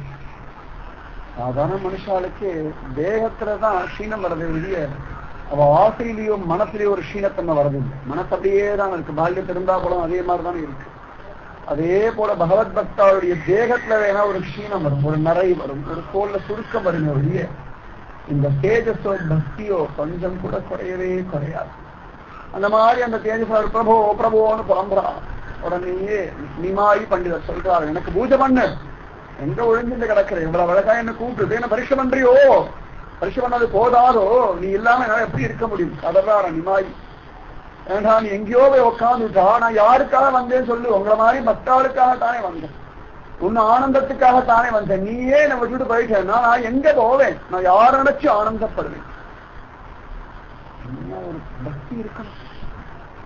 சொல்றாரு நிமாய் பண்ற, நான் யாரை நினைச்சு ஆனந்தப்படுவேன்? பகவானுக்கு எது ஆனந்தம்? பக்தர்களை நினைச்சுதானே ஆனந்தம், வேற ஆனந்தம் கிடையாது. பக்தாளுக்கு பகவானை நினைச்ச ஆனந்தம், பகவானுக்கு பக்தர்களை நினைச்ச ஆனந்தம். நீயும் இங்க இல்லைன்னா யார் நினைச்சு நான் ஆனந்தப்படுவேன்டா? என் துக்கத்தை யாரிடத்துல சொல்லுவேன்? பகவானுக்கு துக்கம் உண்டா அப்படின்னா பக்தருடைய துக்கமே தன் துக்கமா, பக்தருடைய ஆனந்தமே தன் ஆனந்தம். சுத்தம் இப்படி போயிட்டு என்ன பண்றது அப்படி சொன்ன உடனே இந்த அத்வைதாச்சாரியர் ரொம்ப பரிசிரமப்பட்டு பகவானுக்கு எல்லாம் பூஜை எல்லாம் பண்றாராம். நிமாயி பண்டிதர் பூஜை எல்லாம் ஆன உடனே எல்லாருமா சேர்ந்து நாம சங்கீர்த்தம் பண்றாராம். உடனே நிமாயி பண்ற, நீ பாடு நீ பாடு, அவ்வளவு ரகசியமா பாடுவிக்க, நீ பிரத்யட்சமா பாடுறாங்க. உடனே அந்த அத்வைதாச்சாரிய வயசான தாத்தா இந்த கையில் மேல தூக்கிண்டு தன்னையே மறந்து போய் ஹரே ராம ராம ராம ஹரே ஹரே ஹரே கிருஷ்ண கிருஷ்ண கிருஷ்ண ஹரே ஹரே ஹரே ராம ராம ராம ஹரே ஹரே கிருஷ்ண கிருஷ்ண கிருஷ்ண ஹரே ஹரே ஹரே ராம ராம ராம ஹரே ஹரே ஹரே கிருஷ்ண கிருஷ்ண கிருஷ்ண ஹரே ஹரே ஹரே ராம ராம ராம ஹரே ஹரே ஹரே கிருஷ்ண கிருஷ்ண கிருஷ்ண ஹரே. புலம்பரார். புலம்பனும் புலம்பனும் எல்லாம் மறந்து போகட்டும். எதை ஞாபகம் வச்சுன்னு சுகத்தை அனுபவிச்சுக்கணும். ராத்திரி எல்லாத்தையும் மறக்கிறதா நிம்மதியா தூங்குறோம். அதனால காத நின்னா தூங்கினேன் எப்ப சொல்றோம்? எல்லாத்தையும் மறந்த பொழுதுதான் நின்னா இருக்கும். நின்னா ஞாபகம் வச்சுக்கோங்க. எல்லாத்தையும் மறந்துடும் போதும். நிறைய ஞாபகம் வச்சுங்க. எத்தனையோ விஷயங்கள் திருவிழா பார்த்த நாயிலேருந்து தூரத்துல எங்கேயோ பார்த்த ஆக்சிடென்ட்ல இருந்து எல்லாம் ஞாபகம் இருக்கு. இதெல்லாம் ஞாபகம் வச்சு உலகத்தை என்ன சாதிச்சு? ஞாபகம் வச்சுக்க வேண்டிய ஒன்னே ஒண்ணு பகவத் தியானம், பகவன் நாம சங்கீர்த்தனம். 5 வயசுல என்ன நடந்தது, 15 வயசுல என்ன நடந்தது, யார் எப்படி பேசினா, இதெல்லாம் ஞாபகம் இருக்க வேண்டிய அவசியம் இல்லை. என்ன அவசியம்? எத்தனையோ ஜீவாதாரமான விஷயங்கள் மறந்துதான் போயிட்டோம். பிறந்ததுல இருந்து இன்னி வரைக்கும் என்னென்ன சுற்றி என்னென்ன தலைமையில என்னென்ன நேரத்துல என்னென்ன ஆகாரம் சாப்பிடும் ஞாபகம் இருக்கா? அந்த ஜீவாதாரம் தானே இந்த ஆகாரம், அது ஞாபகம் இருக்கா? இல்லையே. எத்தனை வஸ்திரங்கள் உடுத்திட்டு இருக்கோம், பிறந்த எல்லாம் ஞாபகம் இருக்கா? இல்லையே. இதெல்லாம் மறக்கிற மாதிரி சாதாரண உலகார்ந்த விஷயம் மறந்துடும். பகவான் நாம சங்கீர்த்தனத்தை மட்டும் ஞாபகம், அது ஒண்ணு ஞாபகம் இருந்தா போதுமே. இப்ப கர்மாவெல்லாம் மறந்துடுமா? கர்மா மறக்க முடியாது. அப்படி நினைச்சா அபத்தம். கர்மா எப்படி நடக்க முடியும்? நடக்க முடியாது. நாம சங்கீர்த்தம் பண்ணோம்னா கர்மா மறக்காது. கர்மா அழகா பண்ணணும் தான் தோணுமே வெளியே, மறக்க தோணாது. அந்த மாதிரி அவ்வளவு அழகா இவர் எல்லாத்தையும் மறந்துட்டு நாம சங்கீர்த்தம் பண்றாராம் இந்த அத்வைதாச்சாரியா. பகவானும் சேர்ந்து ஆனந்தமா பஜனை பண்றார். அன்னைக்கு ரொம்ப ஜோரா இருந்தது நாம சங்கீர்த்தம். ஒரு பக்கம் நித்யானந்தர், ஒரு பக்கம் நிமாய், இன்னொரு பக்கம் அத்வைதாச்சாரியா.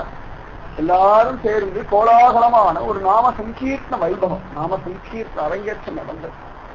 பரமானந்த கிடைச்சா ரொம்ப நேரம் பசங்க நடந்தது. அதன் பிறகு ஒவ்வொருத்தரா அவ கிரகத்துக்கு போயிட்டாலும் எல்லாரும் போயாச்சு. அத்வைதாச்சாரியம் ஆனந்தமா சுகமா நவதீபத்துல வந்து இருந்துட்டார். அடுத்த நாள் திரும்பியும் ஸ்ரீவாச பண்டிதராத்திலே பகவான் நிமாயி பண்டிதர் சகமா கிருஷ்ண கதை சொல்லிட்டு இருக்காங்க. கிருஷ்ணனே கிருஷ்ண கதை சொல்லிட்டு இருக்காங்க. ஆனந்தமா எல்லாரும் கேட்டு கிடக்கிறா. அத்வைதாச்சாரியார் தானும் வந்தார். வந்த உடனே பகவான் எழுந்துட்டாராம். நிமாயி பண்டிதர் பிரபு எழுந்துட்டாராம். வாங்கோன்னு சொல்லி அழகா எழுந்தவர் திருடியில விழுந்துட்டாராம்.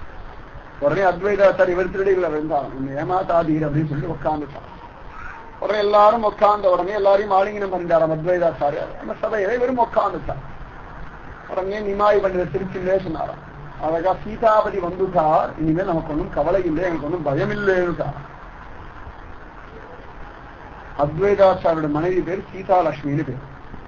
அதனால சீதாபதி வந்துட்டார், இனிமேல் எங்களுக்கு கவலை இல்லைன்னு ஸ்பூட்டகமா ரகசியமா நிமாயி பண்டிதர் சொன்னார். உடனே இதை புரிஞ்சுட்டாராம் அத்வைதாச்சாரியர். இந்த பிரேம பாஷைன்னு ஒண்ணு உண்டு, பக்தாளுக்குள்ள ஒரு சங்கேத பாஷை உண்டு. அடுத்தாள் கேட்டா புரியாது, அவாளுக்குள்ள மட்டும் புரியும். எல்லா பக்தாலும் இருந்தா கூட அந்த பக்தாளுக்கு மட்டும் என்ன காரணம் கொண்டு சொன்னாலும் புரியும், மற்ற யாருக்கும் புரியாது. உடனே அத்வைதாதா சிரிச்சு சொன்னார், இங்க ரகுநந்தன் இல்லவே இல்லை, இங்க யதுநந்தன் தான் இருக்கான்னு சார். இங்க ராமன் இல்ல கிருஷ்ணன் தான் உட்கார்ந்து இருக்கான் அப்படின்ற என்ன ஆச்சரியமா இந்த பிரேம பாஷை சங்கேத பாஷை. இங்க ரகுநந்தன் எங்க இருக்கான்? ரகுநந்தனுக்கு இங்க இடமே கிடையாது. ஏதோ கங்கை கரைதான் வாஸ்தவம் தான், ஆனமோ என்னமோ தெரியல, கங்கை கரையில ரகுநந்தன் இல்லை யதுநந்தனன் தான் இருக்கான்னு சார். உடனே நிமாயி பண்டிதர் சிரிச்சார். அவர் ஏதோ திரும்பி ஆனந்த ஒரு பார்த்து சிரிச்சு ஒரு கூட்டகமா சிரிக்கிறார். உடனே இவரும் சிரிக்கிறார். இல்ல அத்வைதாச்சாரியர் ரொம்ப யோசனை பண்ணி வேசிருக்கா இவர் சொன்னார். உடனே ஸ்ரீவாச பண்டிதர் சொன்னாராம், அத்வைதாச்சாரியர் ஸ்வயம் அத்வைதராட்சர், அது எதுலையும் பற்றே கிடையாது, அவர் பாட்டு இருந்துருப்பாரு. அதனால எந்த இடத்துல அவர் இருக்காரோ பரமானந்தம் தான். அந்த அத்வைத இப்ப அத்வைத பாவத்தை மாற்றிட்டு கிடக்கிறாருன்னு இந்த சங்கேத பாட்டில பேச பகவானா இல்லையா சண்டை. அதான் அத்வைத பாவத்தை மாற்றிட்டு கிடக்கிறாரு. உடனே இவர் திருச்சாரம் அத்வைதாச்சாரியர். எங்க ஸ்ரீ இருக்கோ ஸ்ரீவாஸ் இருக்கிற இடத்துல சுத்தம் இருக்கும். ஸ்ரீவாஸ் வாசனை அவர் சொல்லுவார், ஸ்ரீவாஸ் இருக்கிற இடத்துல யாருக்கும் குற்றம் குறையே கிடையாது இருக்கார். இந்த ஸ்ரீவாஸ் என்ன நினைச்சுட்டாருன்னா, ஓ இவர் ஸ்ரீ இருக்கிற ஸ்ரீனா தாயான அர்த்தம், இந்த ஸ்ரீ இருக்கிறதுனால இங்க குற்றம் இல்லைன்னு சொல்றாங்க நினைச்சிருந்து உடனே ஒரு சைத்தன்ய மகாபிரபுவை பார்த்துட்டு, முன்னாடிதான் ஸ்ரீ இருந்தா இப்ப ஸ்ரீ இல்லைன்னு சார். சைத்தன்ய மகாபிரபுடைய முதல் மனிதர் லட்சுமி தேவியாச்சு, அந்த ஸ்ரீ இப்ப இல்ல, அதனால இங்க ஸ்ரீ இல்லைன்னு சார். உடனே அத்வைதாச்சாரியார் சொன்னாராம், இப்ப ஸ்ரீ வேற பேர் எடுத்துன்னு விஷ்ணு பிரியாவா இருக்கான்னு சார். மாத்தி மாத்தி மாத்தி மாத்தி ஒரு வார்த்தையை வச்சுன்னு விளையாடுறாளாம், வார்த்தை ஜாலம். உடனே நிமாய பண்டிதர் சிரிக்கிறார், ஆமா ஆமா எப்பொழுதுமே ஸ்ரீ விஷ்ணு பிரியா தான், பக்தி தான் பிரதம பத்னி பகவானுக்கு சொல்றா, அந்த பக்தியுடைய பேரே விஷ்ணு பிரியா. இவர் தன்னை விட்டு ஓரம் தள்ளிடுறாராம், பக்தின்னு தனியா சொல்லிடுறாராம். பக்திக்கு விஷ்ணு பிரியான்னு ஒரு பேர் ஒன்று சொல்லிட்டு எல்லாம் கூட்டமா பேசுறா. பக்தாளுக்கெல்லாம் ஒண்ணும் பேசிட்டு இருக்காவா பாட்டுக்கு, இவர் ஸ்ரீன்னு சொல்றா, இருக்குன்னு சொல்றா, இல்லைன்னு சொல்றா. ஆனா இவர் சிரிக்கும் போது அவர் சிரிக்கிறா, எல்லாரும் பார்த்து பார்த்து பார்த்து சிரிச்சுட்டு இருக்கா. பரமானந்த கலைக்கிறா. உடனே ஸ்ரீவாச பண்டிதர் காதல இந்த அத்வைத ஏதோ குச்சு குச்சுன்னு சொன்னா. உடனே அவர் ஒரு காதல் ஏதோ சொன்னார். உடனே நிமாய் பண்ண சிரிக்கிறார், சபையில ரகசியம் உண்டோ, பக்தாளுக்குள்ள ரகசியமே இருக்கப்படாது, நாங்க ரகசியம் தெரிஞ்சுக்கப்படாதா அப்படின்னு சார். உடனே ஸ்ரீவாசனுடைய கை கூப்பின்றார். எல்லாருக்கும் விதவிதமான தரிசனம் கிடைச்சது, அத்வைதாச்சாரிய எதிர்பார்க்கிற தரிசனம் இன்னும் கிடைக்கலையா, அதுதான் வருத்தமா சொல்லிட்டு இருக்கா. அதனால பிரபு அந்த தரிசனத்தை கொடுக்கணும் சார். அவர் என்ன நினைக்க எனக்கு என்ன தெரியும், எனக்கு ஒன்றும் தெரியாது. அவன் என்ன சமயத்துல என்ன பாவத்துல எனக்கு ஒன்றும் தெரியாது. அவாவா ஏதோ நினைக்கிறா, ஏதோ கிடைக்கிறது, எனக்கு அதுக்கு சம்பந்தம் இல்லை சார். உடனே கை கூப்பின அத்வைதாச்சாரிய, பிரபு இன்னும் வஞ்சிக்காதே, ரொம்ப உன பரீட்சை பண்ணி பார்த்து ஒத்துக்கிறேன் வாஸ்தவம் தானா, எனக்கு என்ன ரூபம் வேணுமோ எந்த ரூபத்துல என் மனசு மயங்கிறதோ அந்த ரூபத்தை காட்சி கொடுக்கிறேன்னு சார். உடனே நிமாய் சிரிச்சார், மக்கள் நிஜமாவே அந்த ரூபத்தை ஆசை இருக்கணும், அந்த ரூபம் தெரியாதுன்னாலும் அந்த ரூபத்தை ஆசை இருக்கணும், அந்த ரூபமே சித்திக்கட்டும். எந்த ரூபம் தெரியாதுன்னா என்ன ரூபம்னு கேட்கணுமா இல்லையா, கேட்கலையா. உமக்கு அந்த ரூபம் பிடிக்கும்னா அந்த ரூபத்துடைய தரிசனம் கிடைக்கட்டும், கண்ணை மூடி தியானம் பண்ண கிடைக்காதா, நீர்னா பெரிய பக்தராக்கியிருக்காரு. வார்த்தைய சத்திய வாக்கு கண்ணை மூடினாராம். சிவையத்துல இவர் என்ன மூர்த்தி எதிர்பார்த்து அந்த ரூபம் தெரிஞ்சது, மூர்ச்சை விழுந்துட்டார். பேருக்கு ஒன்றும் புரியல, என்ன பார்த்தார். அவர் என்ன ரூபம் இவரும் சொல்லல அவரும் சொல்லல, யாரும் ஒருத்தர் பேசிக்கவே இல்லை. ஸ்ரீவாசர் சொன்னார், அத்வைதாச்சாரியா சொன்னார், நிமாய் பண்டிதர் சொன்னார். வழியே என்ன ரூபம், சில பேருக்கு நேற்று சொன்ன நரசிம்ம ஆவிர்பாவம், வராகமூர்த்தி ஆவிர்பாவம், அந்த மாதிரி இந்த அத்வைதாச்சாரியார் எந்த ரூபத்துல பகவான தியானம் பண்றான்னு யாருக்கும் புரியவே இல்லை. ரொம்ப நேரம் ஆயிரத்தி ஒரு மூர்ச்சியா கொஞ்சம் நேரம் கழிச்சு அப்படி தெளிஞ்சு எழுந்தான். உடனே பிரபுடைய சரணகமலை பிடிச்சி கதறி அழுதாரம். அத்வைதா, பிரபு என் பகவான் ரூபத்தை காண்பிச்சு கொடுத்துட்டு ஆகான் மயங்கினார். உடனே எல்லாரும் கிடைக்கும் இன்னொரு ரூபத்தை பார்த்திருக்கோம், எங்களுக்கு சொல்லும் போலவே அப்படின்ட்டார். உடனே அத்வைதாச்சாரியர் சொன்னாராம், ஆனந்தமா இந்த பிரபுடைய சாமசுந்தர ரூபத்தை நான் எதிர்பார்க்கிறேன். கையில அப்படி அழகாக புல்லாங்க எல்லாம் வச்சுண்டு காலை மடக்கிண்டு இடுப்பை வளைச்சுண்டு தலையை திருப்பிண்டு தலையில மைத்திரி எல்லாம் வச்சுண்டு செந்தாமரை கண்கள் செந்தாமரை பாதங்கள் செந்தாமரை கைகள் செங்கனி வாயோட சாட்சாத் மன்மதனாக கோடி சூரிய பிரகாசனாக வைஜெயந்தி மனஹாரிதாரியாக பீதாம்பரதாரியாக ராதிகா ரமணனாக கோபிகா மணாளனாக என்பதுமான தியானம் பண்ணேன். அப்படியே காட்சி கொடுத்தான். ஐயோ வருஷங்கள் கேட்ட காட்சி இன்னைக்கு கிடைச்சது அப்படின்னு ஆனந்தப்பட்டார். அதன் பிறகு எப்ப முழிச்சேர் அப்படின்னா, எந்த ரூபத்தை நான் பார்த்துட்டு இருந்தேனோ அந்த ரூபம் மறைஞ்சு இந்த கௌர்ஹரியுடைய ரூபம் வந்து உடனே கண்ண முழிச்சுட்டேன். இவனே வெளில அப்படி உட்கார்ந்து இருக்கான், இவனே உள்ளுக்குள்ள கிருஷ்ண வேஷம் போட்டு எனக்கு முன்னாடி நின்னான். திரும்பி அந்த வேஷத்தை விட்ட உடனே நான் மூர்த்தி தெளிஞ்சு எழுந்தேன்னு சொல்லி கதறி அழுதாள். உடனே அத்தனை பேரும் பார்த்தாலும் நமக்கு இந்த சியாமசுந்தர ரூபம் எல்லாம் வேண்டாம், நரசிம்ம ரூபமும் வேண்டாம், எங்களுக்கு கௌராங்கன் இந்த ரூபம் போடும், ரூபமே எங்களுக்கு வேண்டாம், இது தீபங்கி ரூபமும் வேண்டாம், தலையில மயில்பீலியும் வேண்டாம், கருணியில திருமேனியும் வேண்டாம், செந்தாமரை கண்களும் வேண்டாம், செந்தாமரை கைகளும் வேண்டாம், எங்களுக்கு எங்க கௌராங்கனா எங்க குருவா எங்க பகவானா எங்களுடைய நிமாயியா தெரிஞ்சா போதும்னு உடனே எல்லாருக்கும் பரமானந்தமா எடுத்து அவாவா எப்படி பாவிச்சாலோ அந்த மாதிரி எல்லாருக்கும் காட்சி கிடைச்சதான். பரமானந்தத்துல தலைச்ச ஆனந்தமா நாமசங்கி நடந்து ஒரு நாள் பகவான் திரும்பி நிமாயி பண்டிதர் தது திரும்பி ஒரு நாள் ஆக்ரோஷமா ஒரு கத்து கட்டான். ஆஹா புண்டரீக வித்யாநிதி புண்டரீக வித்யாதி புண்டரீகா புண்டரீகா புண்டரீக வித்யாநிதி கத்தி மூர்ச்சியா விழுந்துட்டான். அவெல்லாம் நினைச்ச பகவான் சொல்றா போல இருக்கு. கொஞ்ச நேரம் கழிச்சு மூர்த்தி தெரிஞ்சு எழுந்த உடனே யாரது புண்டரீகன், யார் புண்டரீக வித்யாநிதினு சார். உடனே வினாய் சொன்னார், அவனுடைய அத்வைத பக்தன், ஆனா பார்த்தா யாருக்குமே அவன் பக்தன்னு தெரியவே தெரியாது. அப்படி வேஷம் போட்டுன்னு அலையறான். அவன் கொஞ்ச நாள் நவதீபத்துக்கு வருவான், எனக்காக ஏங்கிட்டு கிடக்கிறான், அவனுக்காக ஏங்கிட்டு கிடக்கிறான், அவன் என்னைக்கு வருவான் நான் காத்துட்டு கிடக்கிறேன்னு. அதே மாதிரி இந்த புண்டரீக வித்யானதியும் ஒரு நாள் நவத்வீபம் வந்துட்டார். அவரை பார்த்தா யாரும் பக்தன்னு ஒத்துக்கவே மாட்டான், வைஷ்ணவன்னு சொல்லவே மாட்டான். தலையில நல்லா வாசை திரவியங்கள் எல்லாம் தடவிண்டு, நல்லா கழுத்துல எல்லாம் தங்க மாலையா போட்டுண்டு, கை நிறைய மோதிரம் எல்லாம் போட்டுண்டு, பட்டாடை உடுத்துண்டு, உடம்பெல்லாம் அற்புதமான சந்தனம் பூசிண்டு, கழுத்து நிறைய மலர் மாலைகள் எல்லாம் போட்டுண்டு ஒரு யுவராஜகுமாரன் மாதிரியே தான் வருவாங்க. ஆனா பார்த்தா ஒரு பாடு என்னமோ நன்னா சாப்பிடுவார், நன்னா தூங்குவார், எல்லா இடத்துலயும் பேசுவார், நன்னா தாம்பூலம் போடுவார். கொஞ்சம் கூட இவரை பார்த்தா தீசி பெரிய சம்சாரி, என்ன இப்படி பார்த்தீங்கன்னா இவ்வளவு ஆசையான்னு சொல்லி எல்லாரும் கேவலப்படுத்த முடியாது. ஆனா உள்ளுக்குள்ள முழுக்க முழுக்க முழுக்க கிருஷ்ண ரசம். பக்தர்கள் இப்படித்தான் இருக்கணும்னு அவசியம் இல்லை, எப்படி வேணா இருக்கலாம். அவன் இப்படித்தான் பேசணும் இப்படித்தான் நடக்கணும்னு சொல்ற அதிகாரம் நமக்கு என்னைக்குமே கிடையாது. சில பக்தர்கள் அவதூதர்களா அலைவா, சில பேர் பைத்தியம் மாதிரி இருப்பா, சில பேர் குழந்தை மாதிரி இருப்பா, சில பேர் பணக்காரன் போல வேஷம் போடுவா, சில பேர் மூடன் மாதிரி இருப்பா, சில பேர் ஜடவர்தன் போல இருப்பா.